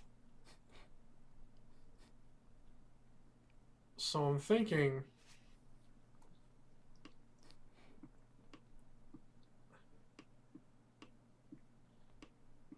maybe amulet with amulet makes sense in my head. Well, do you want to do the thing where you siphon it off, or do you want to do the thing where, like, they're helping each other to like, sustain the lattice of magic effects? Oh, you know what? Actually, I think if I could, like, somehow tie the Rapier of Warning to it in a way that, like, when I'm using the Rapier of Warning, maybe, like, I can't use the while I'm using the Rapier of Warning, I can't really use the Amulet of the Plains. And while I'm using the Amulet of the Plains, I don't gain the benefits of the Rapier of Warning. Right. So it's like, go ahead. Like, I can't lean on both of them at the same time. I have to. It's like I can only turn one on and one off. Like I have to turn That seems one like a off. very easy thing to accomplish. Yeah. I think Sergio basically says that seems like an easy first step. Yes. Much more difficult to do anything else we've suggested. I think we should start there. I must say I'm intrigued by this project. Are you sure we haven't met before? Not as far as I remember. Something about the name Audrin seems familiar. Well, maybe it will come to me. And then we see him, like, at one point digging up the names of all of you who, like, stole from him and worked for the Adamant League, but by that point you were so long gone at the Aladred and everything that it didn't matter, and he forgot about it eventually. But even if he does remember it at this point, it won't matter because you're part of the verdict, right? He can't do anything against you. Well, I just imagine that, like, he finds it out at the exact moment that he, like, hears from, what's the name of the main verdict guy? Him. He hears from him, and it's like, hey, by the way, this guy, he needs, you know, I don't know what that conversation would be that him would have with. But it would just be funny if it's like, oh man, I need like, oh, that Audrin. Then it's like, by the way, here's what Audrin's actually doing. And it's like, oh. Mm-hmm. Anyway. Yeah. Cool. Yeah, that makes sense. So, project. On and off switch. Yeah, I mean, it sounds like Arcana, right? I think you can take advantage because you're working with Sergio, but I honestly think with all of Audrin's knowledge and ability at this point, this seems like a pretty easy thing to accomplish. Very reasonable. Okay. I shall roll it. Well, it's a good thing you had advantage because Do I need the that would have flash been of genius? with a 41, no. No, I said it was going to be easy. I don't need a 51. No, you do not need a 51. If you'd like to give yourself a 51 for no apparent reason, you go right ahead, my dude. I was gonna say I was curious to see what would happen if he had crit failed. Like, what would have happened? I don't know, and I'm glad we don't have to think about it. Okay. So what you said basically is like you're getting them to. I'm imagining because again, you're talking to almost like a personality with magic items. Some of them are more sentient than others, right? Or actually sapient, but they all have like a flicker of something, right? And so really you're just talking to them, right? You figure out how to talk in their language. And I think it, you know, like a lot of things for Audrin, it comes down to like knowing patterns, right? Figuring out the order of things and like understanding how things work, right? You pick it apart magically. Sergio has some capability with which to do that. Maybe another magic item that allows you to like read the abilities of magic items, something like that, right? Verdict resources and stuff. And you realize that you figure out how to communicate with them. That's the main thing that you figure out here, right? You learned the language that you need to like talk to them. And then you just tell them to go to sleep for a little while when a particular trigger happens, right? You just like give them some instructions. And because you've done that, the attunement sticks. He's cheating on his magic items, essentially. Shh, I promise you're the only one for me. Yeah. Go to sleep. Yep. And so, yeah, so particularly this was, just to make sure I'm on the same page with you, Rapier of Warning and Amulet of Health. No, Amulet of the Plains. Amulet of the Plains. Okay. So basically, Rapier of Warning always on unless you use Amulet of the Plains and Rapier of Warning turns off. Right? Cool. Until after we use the Amulet of the Plains. So theoretically, they should never have to conflict. Yep. I think probably the only way it would become a problem is if as soon as you plane shifted to the new place, you were immediately attacked.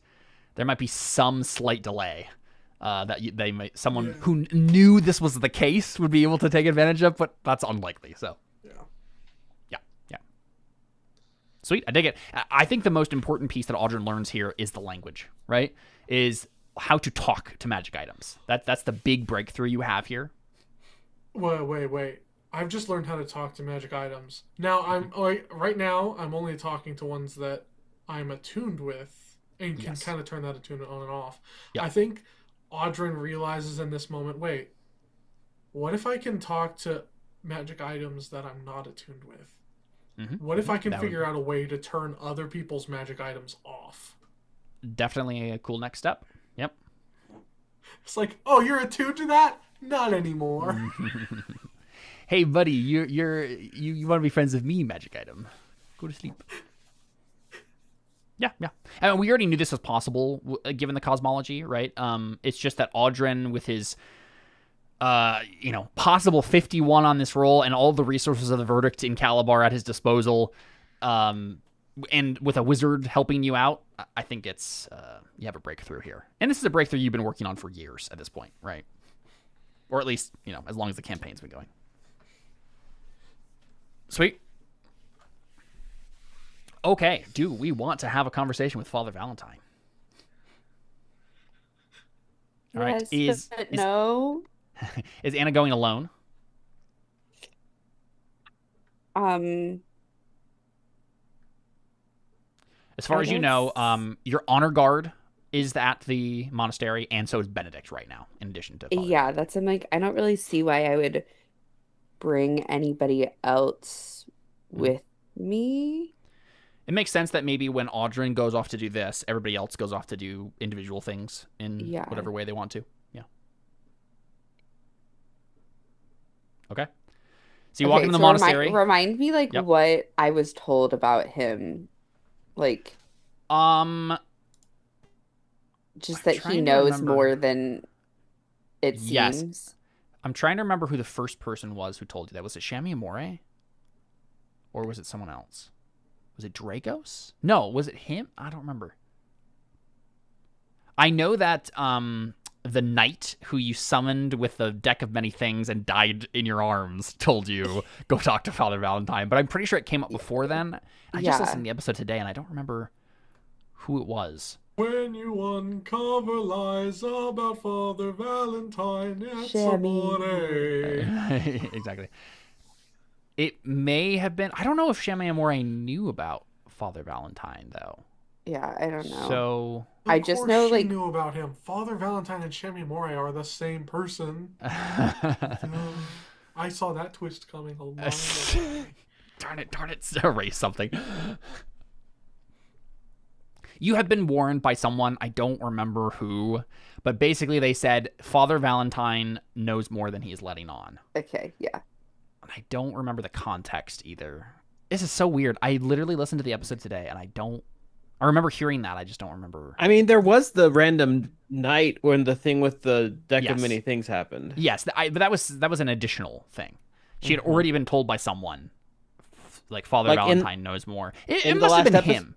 It must have been him. Was it in the last episode? Yeah. I'm positive it was him. Let me look I think that quick. makes the most sense. Because Shami Amore has never met Father Valentine, as far as you guys know, right? And she would have no reason to bring him up. Dragos has never met the guy. I think it must have been him. Because him knows everything, right? So that would have been a very on-brand thing for him to do. Knows everything. Exactly. So yes, you've been warned that Father Valentine knows something. About you? I don't know yet. Yeah. So yeah, what do we see? I walk in. Remind me, does Anna still pretty much wear the same clothes, or has it changed since she originally was at the monastery at all? I think I pretty much wear the same clothes. I think so, right? I think even when we said I was disguised or something, I made it clear that it was very basic. put a scarf on or something. Yeah, I did something like, oh, I drew a little mustache on my face. Like, hee, there's my disguise. Couldn't be me. I seem to remember at the beginning of season 9 that we did have a slight costume change. Now that I'm remembering, but I don't. It's up to you. You could have always just put the same monastery clothes back on. Yeah, I'm trying to think. Like, what do we see? Maybe I got like a nicer fabric for my monastery Yeah. clothes. I think that might have been the case. I think I remember something like that. Like, so bad of me to waste money. A little by, bit like, fancy, yeah. Like getting like fancier cloth. So we definitely see some like children that are bigger now, right? You see these like kids who've grown up that you used to like read stories to and help get dressed and like. They'll be able to join us in the fight. Yeah, come my child soldiers. It's been what, like no, it's 6 been months? Yeah, it's been months. But what I mean is like there's a couple of children who in that 6 month span have grown considerably because they're like hitting puberty or whatever, right? And it's like at least one or two of them that like were your favorites or whatever, right? Are like distinctly different to your eyes. And you see some of the other monks and whatnot like give you strange looks because they recognize you, but they're doing a double case. Like, can't be Anna, right? What is she wearing, right? I think probably first the honor guard comes up to you, right? You see the 4 that you rescued from the prison, and you know they walk over to you, and they seem a lot better off than they were when you got them out of the prison, right? They're cleaned up and their wounds have healed at this point and all that. Probably the girl says, Anna, so good to see you. How did everything go?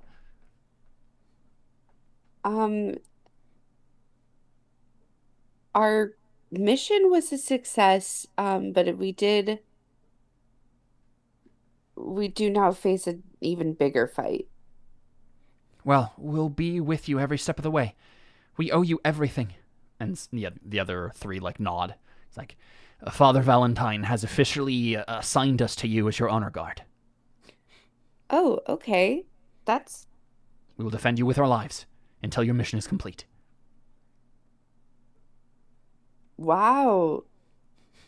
Thank you. That's a big commitment. And I think the guy who spoke there was one of the younger guys, and I think the older man now speaks, and he says, "Child, I believe it is time you spoke with Father Valentine. I think there's something he needs to tell you."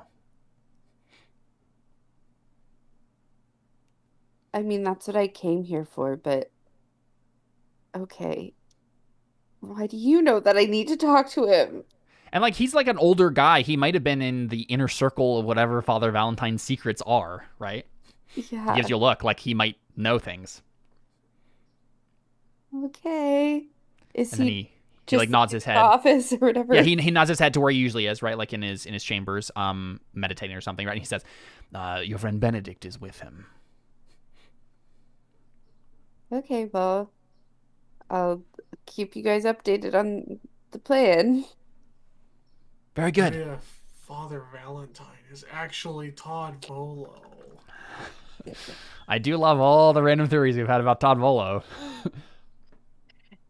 Everything is Todd Volo. Mm-hmm. Okay, so I still don't remember what random cameo I gave him in this game. Nope, but it was really early there. on. Yeah. It was, yeah. Yeah, so I think I just kind of walk in to the chambers. I'm so nervous. And yeah, they're both standing, right? And Father Valentine is talking with Benedict, and again, Father Valentine is like a kindly old man. And they're both talking, and they both look at you and stop talking. And then Benedict turns to Father Valentine and raises an eyebrow as if in question, and Father Valentine nods solemnly, and Benedict like bows to him and then turns to you and says, "I will leave you two alone," and he walks away. You can stop him if you want to. I think I probably like. No, you know what? I think this is what he says. Benedict, he looks at you, and he says, He looks between the two of you and he says, I can leave if you want.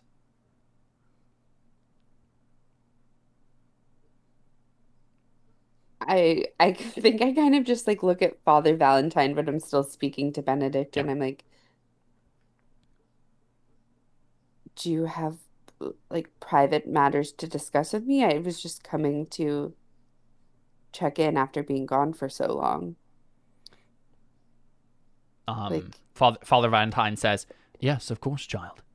You may stay if you wish, Benedict. But he looks to you for confirmation. He's like, is that okay? Yeah, that's fine. Yeah.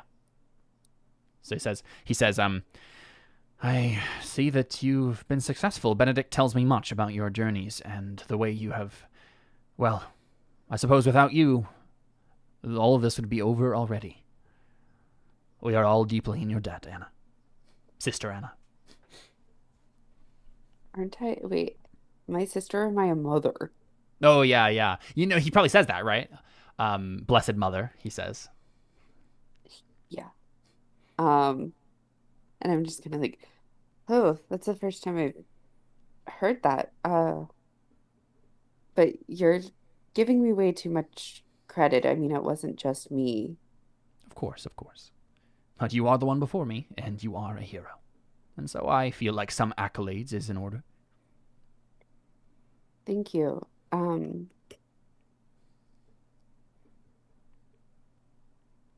What?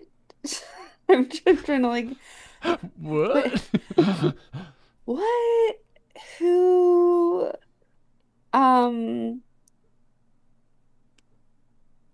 Anna, you're good at insight. You can see on his face that he knows that That something I is coming. know. Yeah. I'm just kind of like, He's bracing for it. I just start doing questions of like, Yeah. what? How? And I just kind of go, I met him. Ah, yes, the leader of the verdict. And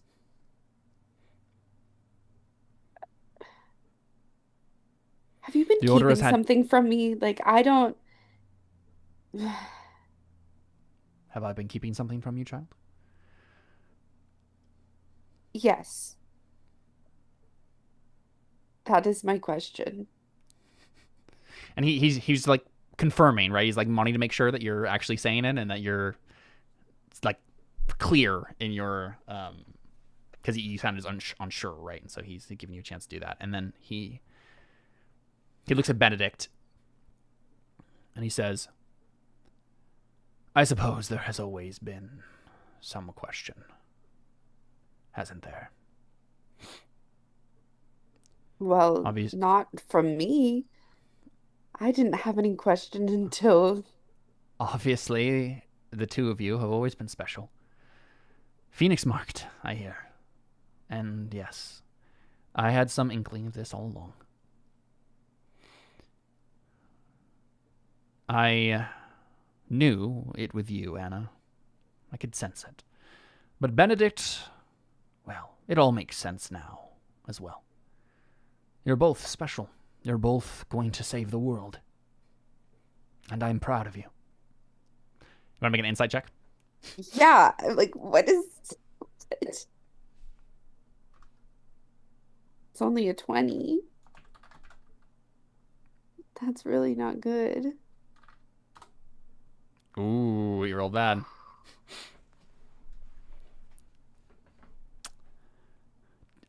You're lucky. Plus 12 is usually the highest level NPCs usually get for skills. I could have probably bumped it up higher. But you can tell that he is directly using the Phoenix Mark thing as a way to pretend that that's the only thing that's important that he's been hiding from you. But there is something else. About you specifically, not Benedict. I think I just kind of... He like says that, I take it in, and I go, is there something else you've been keeping from me? If Benedict needs to leave for you to speak openly, he can. And I kind of like get a sharper look in my eye. Yeah. He says, "It is up to you, Blessed Mother. Benedict can stay if you wish." I would wish for you to openly tell me the truth. Go ahead and make a persuasion check. My persuasion is not very good. I know. 6. Okay, wait. Yeah. I'm Yeah, gonna reroll use things, my draconic disciple. If I fail a persuasion check, I can use my reaction to re-roll it. Okay. Oh no. You know what? Real quick before you roll, Benedict also says, "I would like to hear whatever it is you have to say, Father Valentine, if there is something to say. Why is there something to say?" And he's going to give you advantage. Okay. Oh, it's okay. Wait, let me make sure. I don't think there's anything else I can do because I'm not magical.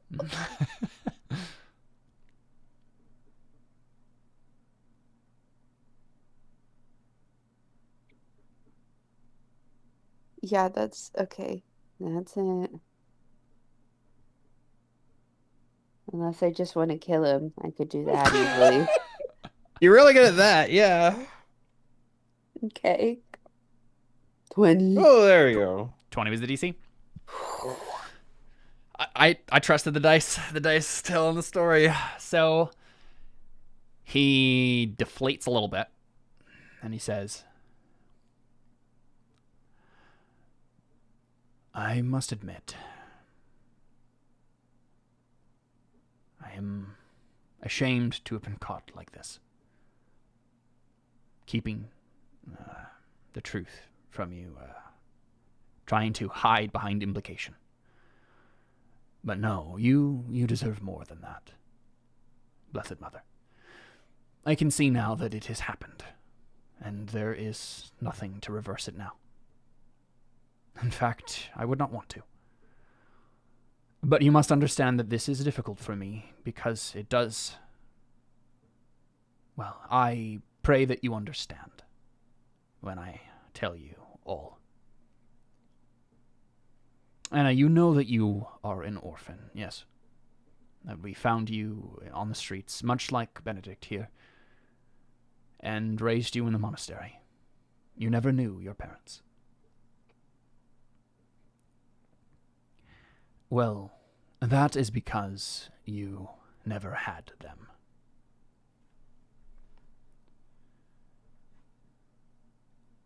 Anna, you are someone very special.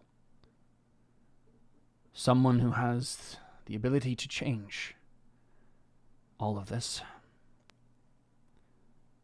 Someone who I trust to end this, and I have been training you and guiding you towards this end ever since I knew the truth.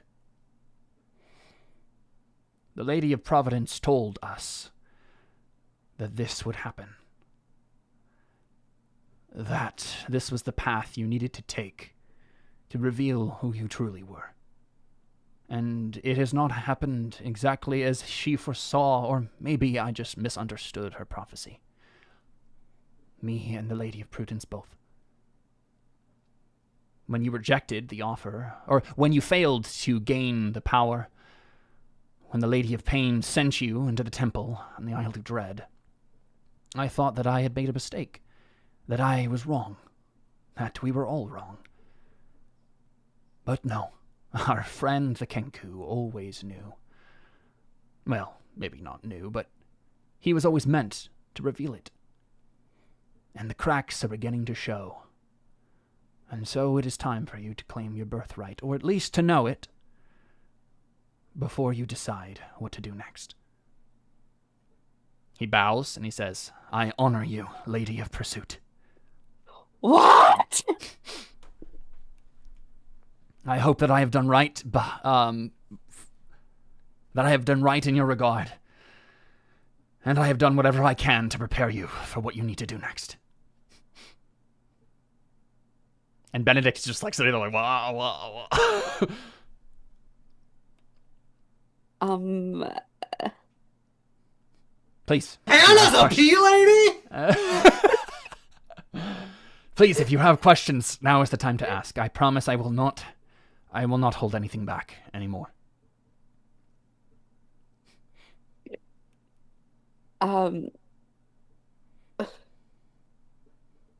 What? He smiles. Okay, what is, how do you, Take your time, child. how did I You always were. I just am? You am. You are, he says. This brings up an important question. Does Anna have a belly button? Yes, because again, like the thing with the 9 ladies is that they are like primordial beings, but they can take on flesh, right? They can take on forms. Okay. It's not really that she has always been this body. She is something far more primordial than that. Okay. I just needed to make the joke. Yep. Okay, so did the Lady of Providence contact you? Yes, me and the Lady of Providence, the Lady of Prudence, Vincent Catherley has been involved in this from the start as well. There were a few of us who knew and who followed the plan. What the Lady of Providence had laid before us. What you would have to do to come out of your long slumber. It was a miracle that you showed yourself to us at all. We thought that you had been lost forever. Wait, so you did some sort of like ritual to summon me here, to raise me? No, not at all. I found you as a girl, exactly as you knew. Wandering the streets of Calabar, alone and afraid. And I took you in. It wasn't too long after that I knew the truth, but when I chose you, Anna, I chose you because you were alone and afraid. And I alone could soothe that. I have been truly a father to you, and I bitterly regret the deception that I had to play. But I believe it was necessary. This is a delicate matter, and the Lady of Providence assured us that this was the path that needed to be taken. Unless, in order for certain dangers to not come to fruition.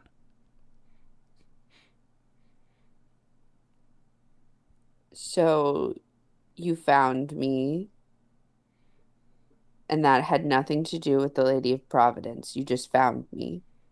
As far as I know, she has not said as much. That I do not believe that either her or Prudence summoned you in any way. They longed for your arrival, of course. They wished dearly for their sister. And then you were raising me, and then they contacted you saying that there was a prophecy? Yes. One about path. Me. A path that you must take in order to come back to yourself fully, but also to not fall in the process. Do you understand the axes of power, the way the 9 ladies and their positions in their primordial states? Well, do you understand how all that works? I feel like if I've come into my power, I'm supposed to, and I just don't know anything. Yes. That is what I'm here for, Anna. I help you understand, now that it has come, now that it has happened. The Phoenix mark has awoken it in you, truly. I can see it. On your face. I can see it. I know it. The Lady of Prudence has felt it. The Lady of Prudence is law and goodness. The Lady of Providence is neutral goodness. The balance. You, Anna, are good, but you are also chaos. And that means there is a danger. What I did in sending you to the Blood Sisters, it was necessary because of that part of your nature, but you had to make the choice. You had to see the balance before you, the tightrope you must walk, and you had to choose rightly. Wait, sorry, Caleb. Lady of Providence is what exactly? Chaotic good. Chaotic good. Okay. Or sorry. The Lady of Providence is neutral good. Yeah. So lawful good, neutral good, chaotic good. You're the good sisters, right? But is that why? Wait, if I can interrupt, how long has this been cooking? Oh, a while. I mean, I've known about the ladies for a really long time, pretty much in its infancy ever since I introduced wisdom as a goddess, right? I knew there was something weird about her and have started developing it since then. In terms of, did I know Anna was one? I knew that since I think the beginning of season 9-ish. Okay, because I was just reading on the notes from when we were on the Chaos plane, and Anna split into the good and the chaotic part. So that just happened to coincidentally work out that way? Well, I think we said law and chaos is what she split into, but I think you're right. I think ultimately that's what it really was when we retcon it. You know, that's what it was. It was her chaos and her goodness being split, really. And it's the sort of thing where basically, right, the Lady of Pursuit, right? And he probably can tell you a little bit about that, right? The Lady of Pursuit is like Artemis, right? You are meant to go on the hunt, the pursuit, the chase, the righteous chase. You're supposed to slay monsters. You're supposed to refuse to let evil escape just because the path is forbidden or impossible, right? That is what, I mean, and I feel like it fits Anna pretty well, right? She's obviously been growing up in a monastery, and you know, part of this for Fallen Valentine was he did want you to understand law, right? He wanted you to grow up with order, but he knew that like there was this part of your nature that was always going to come out, which was you do the reckless thing, you do the impulsive thing, you act on instinct instead of... jump into pits. Exactly, you jump into pits. It also sounds like it means that you can't flirt with Mouthboy anymore. I think that would be if I was Lady of Prudence. They couldn't... I'm a little chaotic. Yeah, that's fair. That's true. So wait, so Anna's part of a magic sisterhood. Takewe's part of a magic sisterhood. Yes. Which implies Audrey's part of a magic sisterhood. Della was the Master Pearl. That was her thing. Yeah. Which is clearly also a sister of some sort. Well, she doesn't have any siblings, so no. But as far as we know. No. Yeah, I was an orphan. I didn't have any siblings either until just now. Well, you had your metaphorical sisters, you know, in the monastery. I guess. So Lady of Pursuit is chaotic good then? Chaotic good, yeah. Yes. Okay, I'm just trying to write these down. Yeah, the ones that we know about now are Lady of Prudence, lawful good, Lady of Providence, neutral good, Lady of Pursuit, chaotic good. We know about the Lady of Pain, who's true neutral, and we know two of the evil ones. We know the Lady of Pride, lawful evil, and the Lady of Pleasure, chaotic good. Chaotic evil. Chaotic evil. We don't know neutral evil, and we don't know lawful neutral or chaotic neutral. But again, the implication with these is like they've been hibernating or like lost or something for a long time since the Devourers and stuff. Yeah, so I think I just kind of am like, so do you know, are you like in contact with the ladies? Not regularly, but they get me messages when I need them.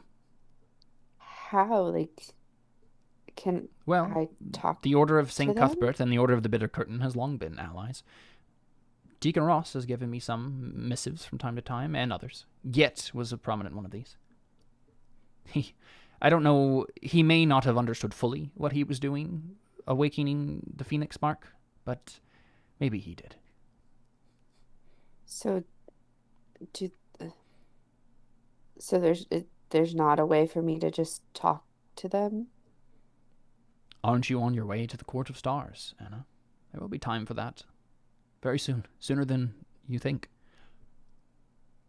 Oh, are they there? Do we know that they're there? Well, at least the Lady of Prudence is, right? Wisdom. Yeah. wasn't sure if Providence. You don't know about the Lady of Providence. Yeah, and honestly, I think Father Valentine probably says, I don't know currently where the Lady of Providence is. She's always been a mysterious sort.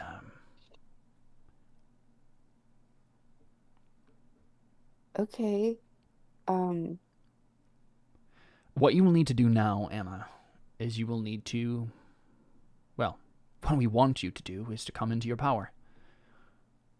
We need you to, so that you can stop this. You're muted, Jordan. Does Anna get a magical girl transformation? Well, No. I got. I was gonna say, didn't you already have one? Well, No, 'cause no. we all got to choose a boon, and then Caleb was like, choose an extra boon. I secretly messaged her and said, choose an extra one. And nobody caught on to the fact that the boon that I chose was like something dumb, but then I also just got a fly flight now. speed. Well, because you've had wings before. Yeah, but I can only use them for one turn, and then they go away at the end of my turn. Fair. Yep, I was waiting for you guys to catch it, but Yeah, I just was kind of like, I fly up and down this pit. I'm rescuing people. I And I just assumed that it was a lot more powerful than I originally thought. I was just like, oh, I didn't realize you could... I got a secret extra boon. So that's Wait, what was the other boon then? I think I just got a bunch of HP or something. Oh. I did something, or my AC went up by 2 or 3. I guess I just assumed the other thing was the actual boon. Yeah. Because I was like, the AC is going to be the most helpful thing for me, so I don't just get downed. But yeah, the thing with the Lady of Pain, right, a while ago, where the Lady of Pain was sending you to go get the chi from the temple, that was the Lady of Pain hoping to awaken you so that she could convert you to her side, right? She's like, yes, sister, come back and like be on my side now. Is that why she hates me? Because I didn't do it properly. Again, she doesn't hate you. Remember, we said that she didn't have any animosity towards you. She ended up pivoting her plans and had a different idea of how to use the chi based on the thing that happened with Audrey and Damien and stuff. So I thought you were about to say she sent her to get the cheese. Yeah, that too. That too. Far more different quest. Yep. Okay, I think I'm just... So, 3 out of the 4 members of our party are all chaos. Deli's not chaos anymore. Well, that's the thing. Yeah, you're not chaos anymore. And then honestly, Audrey, you've always been more about law. Like, I know you're technically chaotic good, but like the way that your character has worked has basically been like you want to know how things work and pick apart systems and like, so in my mind, you've always been lawful. You can still be chaotic good if you want to, but I mean, I think there's still chaos there, right? Obviously, I think Audrin always wants to do the right thing, but I think the way you were obviously like a rogue and a thief and stuff. So the way he's willing to go about it isn't necessarily the lawful.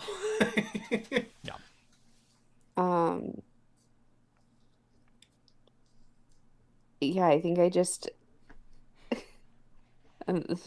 kind of like do a little bow and I'm like, thank you for telling me the truth. Of course.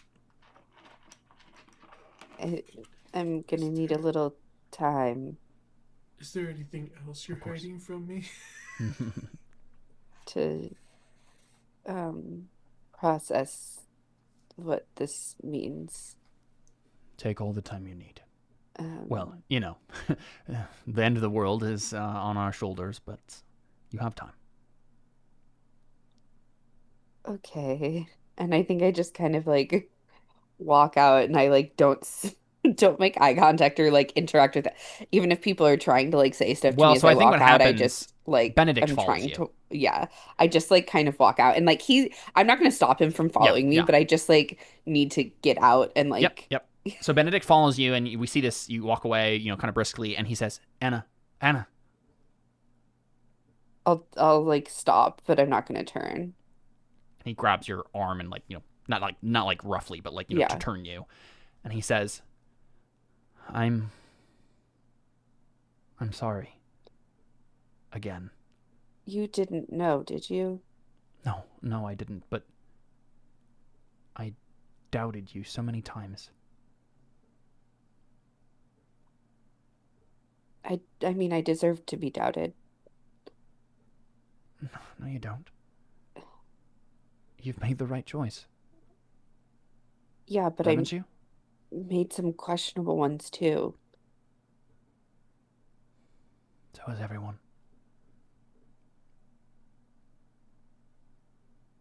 I suppose what matters is what you're going to do now. Isn't it? Yeah, which But the thing is, Anna, I don't have a doubt in my mind that you'll choose the right choice this time. Because everything that Father Valentine said made perfect sense to me. You are the one who pursues evil no matter the cost, who pursues your friends when they have fallen, who will jump into the abyss itself if it means that you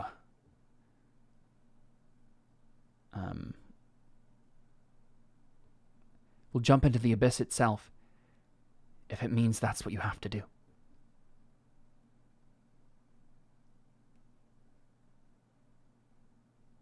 I know that you're confused, but I want you to know that I'm not. I'm not. Not anymore. And he grabs your hand, and it's, again, not like a necessarily a romantic way or anything, but Yeah. he grabs your hand, like clasps it in two of his, and he says, I trust you. Now, take all the time you need to figure this out, but if you need anyone to talk to, I'm here too. I'm sorry that Father Valentine was lying to you. I know that must have been difficult to hear. it's just I'm a little overwhelmed right now. Yes, of course. I'll leave you. Just know that you have one person in your corner at least, and I'm sure the rest of us do. The rest of us are there as well. You'll know what to do. You'll feel it out. You'll act, and it'll be the right choice.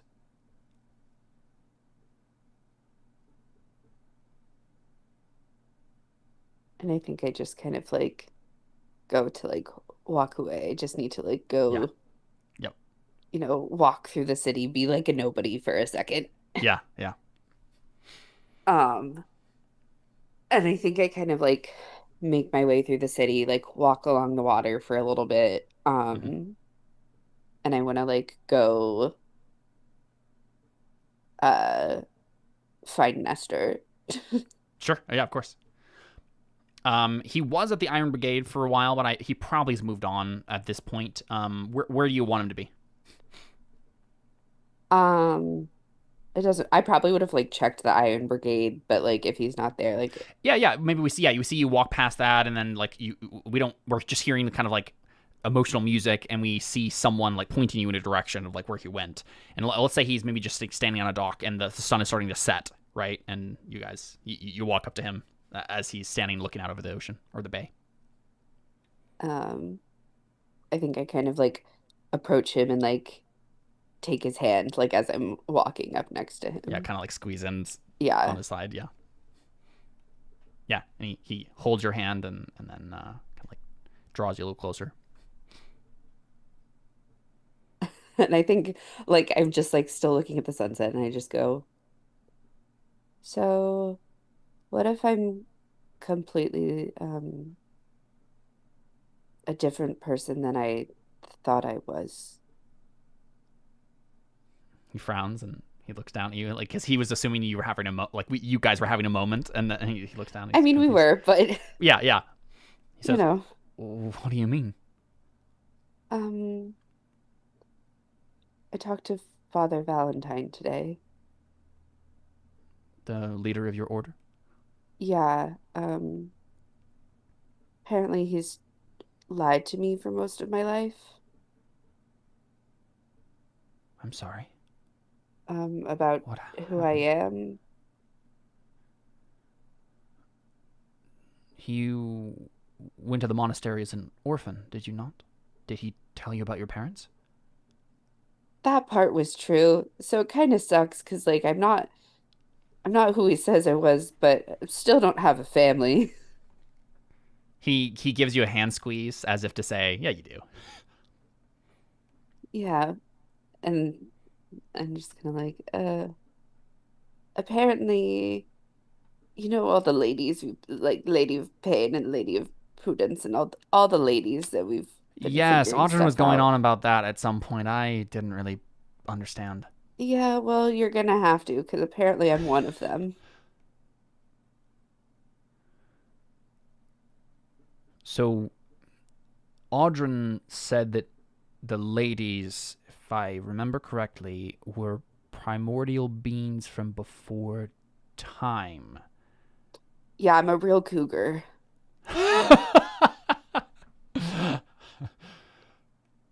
He frowns and kind of does. Just looks back and forth. And I like as confusedly. I'm talking, I think I'm just like kind of like crying a little bit, just like Yeah. I'm Yeah. lightheaded. And I think he says,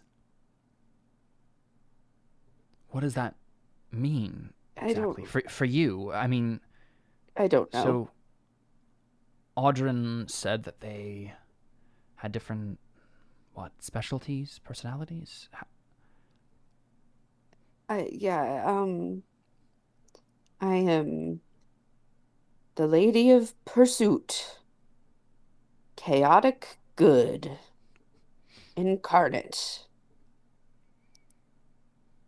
I Really, don't. really good at trivia. He's like staring at you for a moment, and then he just nods to himself. He's like, "That makes sense." I don't know whether it's like concerning to me. Benedict was there when Father Valentine told me, and both of you are taking it so well, like it makes so much sense. And I don't know whether that's a good or bad thing. Anna, the things that we've been through, what happened in the Wells of Darkness specifically, I mean, all of us were changed. It just means that you... Or this is what he says. He says, all of us turned out to be special. It just means that you're a little bit more special than the rest of us. And I always knew that. I like give him a little extra squeeze. I'm just kind of like, I guess let's find out more when we go to the Court of Stars. Yes, I'm sure they'll have answers for you. And listen, Anna, it doesn't... I mean, it's certainly a lot to take in, but as far as I can see, you're still you. Learning some revelation about someone, it doesn't really change who they are. It just changes your perspective.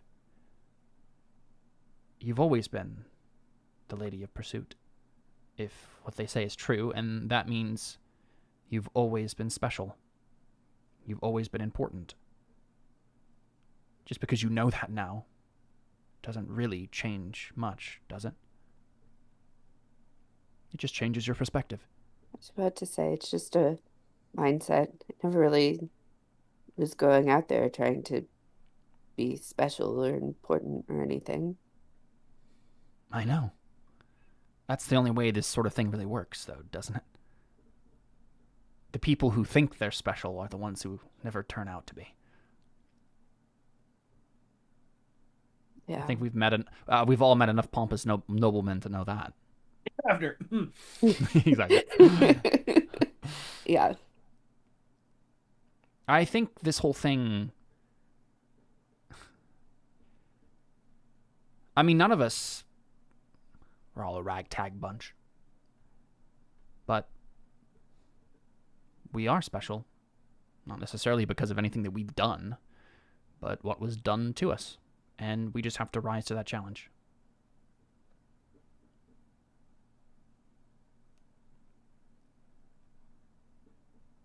Yeah, I just...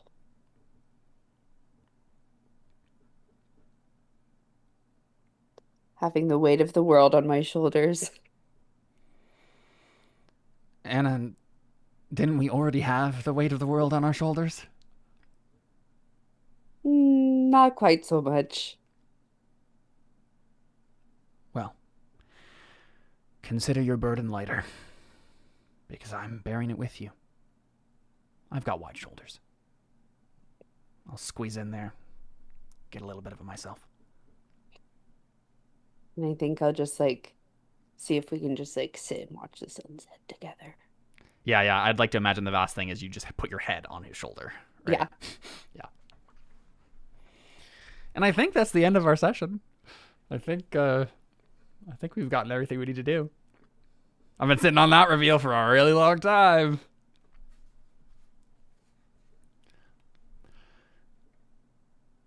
Nothing else? Well, again, I think we probably assume that, like, we'll pick up the next session, go to the Aldred. We can probably talk a little bit about, like, what... Because I'm imagining that likely it will be similar, where there's not going to be a whole lot of people, like, at Farshore, specifically, who you'll have to convince of anything. You'll go and, catch up with some people. We'll probably try to make it briefer than this was. Maybe I'm trying to think. Because I want to make sure that I'm pushing us towards stuff that is going to be like an actual encounter, actual rolls, actual stakes quickly enough here that we're not just like bouncing around in the nets for forever. I'm thinking that the Isle of Dread will mostly consist of going to... Oh, you know what? I already had a thought about this. Okay, yeah. I think we're probably done in Calabar. Yes? Question mark? And anything else? Yeah, unless anybody wanted to buy a magic item with our party gold. Yes. Can we Feel free kind of to just we shop. can also just like look that up and say we did it, because I imagine we're gonna have No, that's what I mean. Yeah, we can do it in between sessions. We can assume it's happening. Like feel free to buy magic items. Actually, on that note, while we're at it, how much would a key to the Feywild for? It's whatever the tuning fork says in the spell itself. You can just assume it's the standard price. For plane shift. I don't think it was that much. I think there might be something a little bit more to deal with on the Isle of Dread, or at very least in Scuttle Cove. I think I have some ideas along those lines. But the next session will likely be similar in the sense that you're going to be like going back to places you've already been before, and we're kind of skipping ahead in some time and stuff. But you guys have Amulet of the Plains now. You have ways to get around really fast.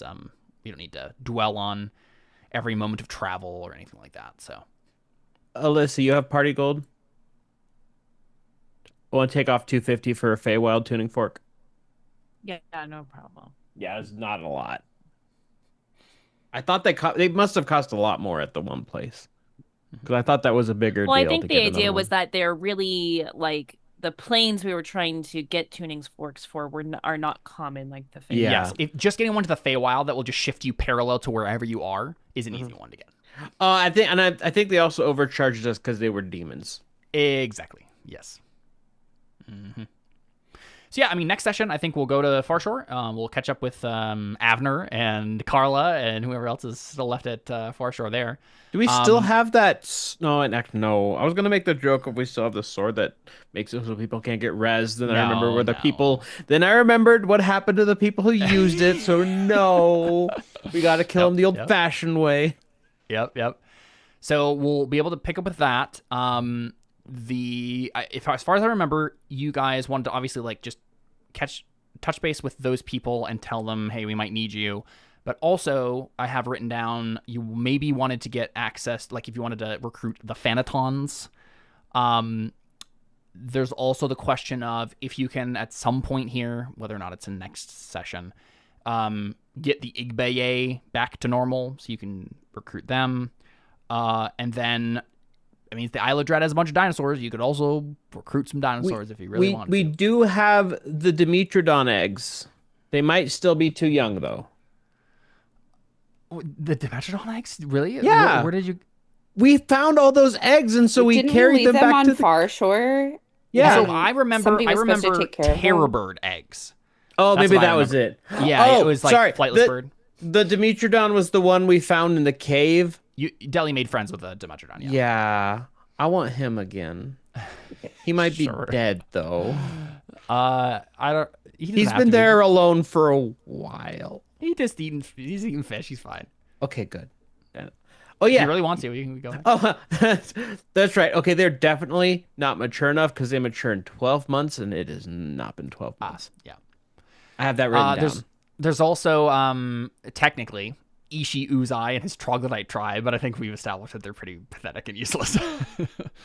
But it's totally up to you. So what I want to say here is just like the next things I think on their list are Isle of Dread and Scuttle Cove, because those are the only places in the material plane that you still need to go.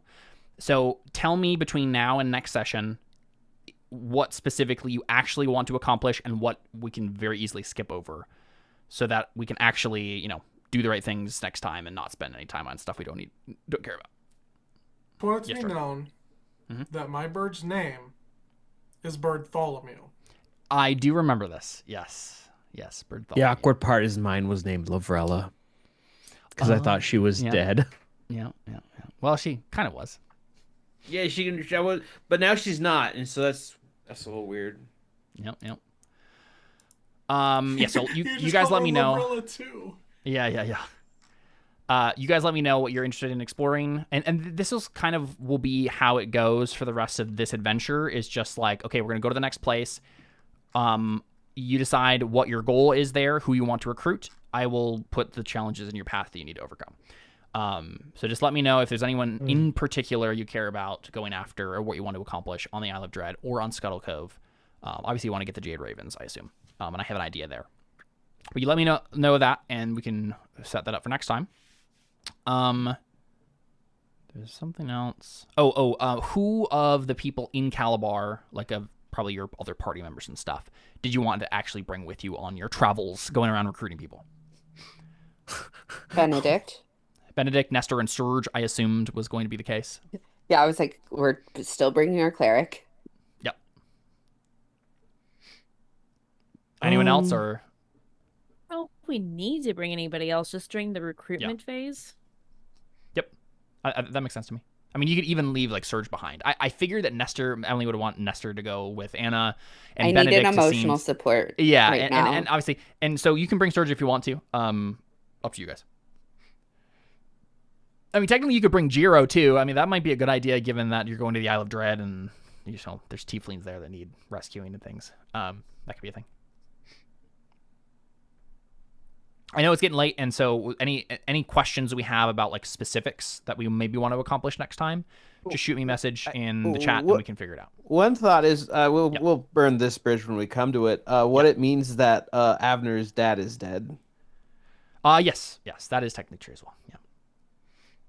But real quick, before we end it here, I did want to just we don't have to do an official after show, but I wanted to talk just briefly, at the very least, about what y'all thought, specifically Emily, what you thought about the Lady of Pursuit reveal.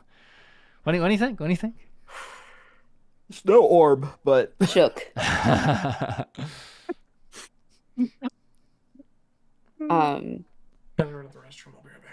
I was just the moment you said it, I was like, yeah, okay. I felt like Benedict in that moment where I was just like, okay, yeah, big reveal, big moment. I'm surprised, but also not. I was just ready though for like inevitable. because I was thinking like the whole time and from the beginning, like we've known Father Valentine was hiding something that Anna didn't know. Yep. And it just seemed like it was going to be he was evil and so evil. And that's so why I had to not shocking. do it. Yeah. So it was just like he's not just like straight up evil and using like the monastery as some sort of front for evil things happening. Making child soldiers that he sends out to other organizations. Yeah, because we talked about, I feel like we talked about this off stream when I was like early days, and it was like, oh, okay, like actually the monastery is just like evil and he's lying to everybody and like created this society or whatever. I knew that was the implication the whole time, and the longer it went, the more I was like, I can't do that. That would just be too easy. Like, that needs to be something deeper going on here. I want to do a subversion. And I don't know. I really liked it. When he was first like, oh, I told you didn't have any parents. I'm like, I was about to do though. I'm your father. He's like, I had no parents. I'm like, I was like, Oh, that's the exact opposite direction I thought he was gonna go. Good. I'm glad. I was hoping that wouldn't immediately give it away. But Well, I just went for your father never told you, your Obi-Wan never told you about your father. exactly. Yeah. I thought that's the immediate thing that went to my head, and then it just curveballed. Now I made the 9 ladies without thinking Anna was one of them. So Lady of Pursuit existed before I knew that Anna was the Lady of Pursuit. But when I was starting to think about, okay, what is going on with Anna and Father Valentine? What could be the secret here? There's obviously something going on. That was what I landed on. And as soon as I looked at Lady of Pursuit, I was like, oh, And, the like, themes, though. Also, like, so fun. Pursuit, being fast. I'm so fast. The boon that I just chose was flying and, like, being able to, like, be fast flying. I have the sentinel feat to stop people. Yep. That's why I was asking about. I played straight into your hand. You did. You really did. Now, alternate could have been, there was Disgusting. one other option for which lady you could have been, and it was the Lady of Pits. But I felt that was probably too on the nose. Yeah. Still a P word, but After Jordan said you're a pea lady, all I could think of is like, I'm a pea lady and I'm proud. Yeah. Yep. But yeah, I'm excited to have that conversation in the Court of Stars because, according to the real canon now, the Lady of Prudence knew about this the whole time when you had that conversation. So, and the Lady of Pain knew this, so. Yeah, I'm like, what the heck? And now, one of the things I want to get across here, and I think I did a little bit by implication, but basically, Anna is not fully the Lady of Pursuit with all of her, full power, being a primordial being, right? Well, so, I would be concerned that I was so weak if this was my full power. No. Compared to, what these other ladies can do. Exactly. But the cracks are there, right? She is becoming, Do we have more pull with the ladies now that one of them is in our group already? Possibly, right? That's certainly something that you could at least bring to bear for the Lady of Pain, right? That would be a good conversation to have. Just be like, come on, sisters. We're just ladies being ladies. Come on. But that was another reason why this needed to be the reveal, I think, is because of the Lady of Pain, right? Now, when I introduced the Lady of Pain and the Blood Sister stuff, I didn't know any of this, but by the time, with everything we've gotten with Anna, it's the most thematically appropriate thing for her to also be one of the ladies so that it deepens the connection that she's had to the Blood Sisters this whole time and the Lady of Pain and all of that other stuff that's been going on. I was really happy. No, wait, who's the Lady of Pleasure again right now? Shami Amori. And Shami Amori just didn't know? Now, so do you remember last session when I kept describing Shami Amori being super frazzled, looking at Anna constantly? That's why that was. Yeah. Because she could see it too, right? In the same way that Father Valentine and probably all the other ladies could see it, is they can just see the power beginning to well up in you, right? Yeah, but knowing that it's not awakened. Yeah. And she didn't want to I need to get out of here. Yeah, she's like, I need to get out of here. This is bad. The Lady of Pursuit, and let's be honest. In your previous life as the Lady of Pursuit or whatever, you probably hated this chick, right? Yeah. You probably pursued her. Yeah. Now I'm like, I promise I've changed. We can be friends. We can be friends. You just have to stop being evil. Yeah, I mean, can we come to some sort of compromise with that? Yeah, we gotta talk about this. I don't change at all, and you completely change. Fun compromise. Fun compromise. Could be fun. Yeah. We can both be chaotic. You just can't be evil. Yeah. What if we meet in the middle of chaotic neutral? Yeah. Yep. And the fun thing about this too is that this also means that the ladies are still going to be part of the setting in campaign 3, and they could, it doesn't need to revolve around them necessarily, but they are now also part of the cosmology, and that likely means that Anna is going to remain part of the cosmology. I just wanted to be nobody. Why? Hey, you got to be nobody last time. Just making me be important. I just wanted Takewee gets to be nobody this time. Oh my gosh. Alyssa was had her character turn into a goddess last time, and now she's going to give away her blessing and die in obscurity. My characters all turn into corpses. One way. Actually, that's not true. The guy with all the chickens. He's the god of chickens Bootsy, now. yeah. Bootsy. Yeah. We love Bootsy. Bootsy. Well, there you go. was fun. I just wanted to chat about that a little bit because I was pretty excited to have that reveal this time.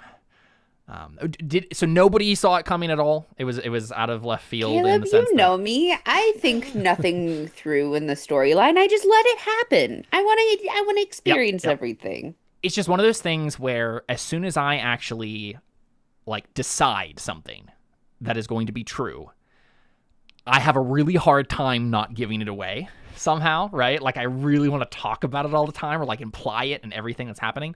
And I'm sure you guys picked up that something was happening, right? There was obviously a bunch of clues. I thought you said there was a reason the one lady was all sketchy last week. And actually, I was flipping through my notes. I'm like, I thought I wrote that down. I must have not. We never like figured it out. Like I could clearly tell something was wrong, but like there was no way to figure out unless I had like intimidated her. So, like we would have had to make another successful check to like get it out of her. I thought she had said something as to why, but I guess not. Or maybe she just said she was Anna did an present. insight check to like see what was happening, but there was never really any persuasion to like get her to talk or anything like that. So, well, there you go. Pretty fun. Excited to see all that continue to bear out. We'll see what it looks like to have Anna come into her full power as the Lady of Pursuit. We can talk about that more. We can That's maybe what happens more when she boon gets to level things, right? 21. Right, more boon things can happen. It's the lady level. Yeah, exactly. But we'll go ahead and call it here, and we'll be back. Is it next time that we're playing? I feel like we are playing. I'm free next week, but not the week after. Yeah, I felt like 25th was going to happen. Yeah? Yeah, we're good. In theory? Okay. Sweet. All right. Well, I'm excited to do that next week. But yeah, just let me know what you guys are thinking about what you want to do next, and we can prepare for next time. All right, there we go. That's been episode 111 of Terra Invicta, beginning of season 11. I'm very excited to bring this game to its final form and to bring the Lady of Pursuit to her final form in the process. All right. Adios. Good night.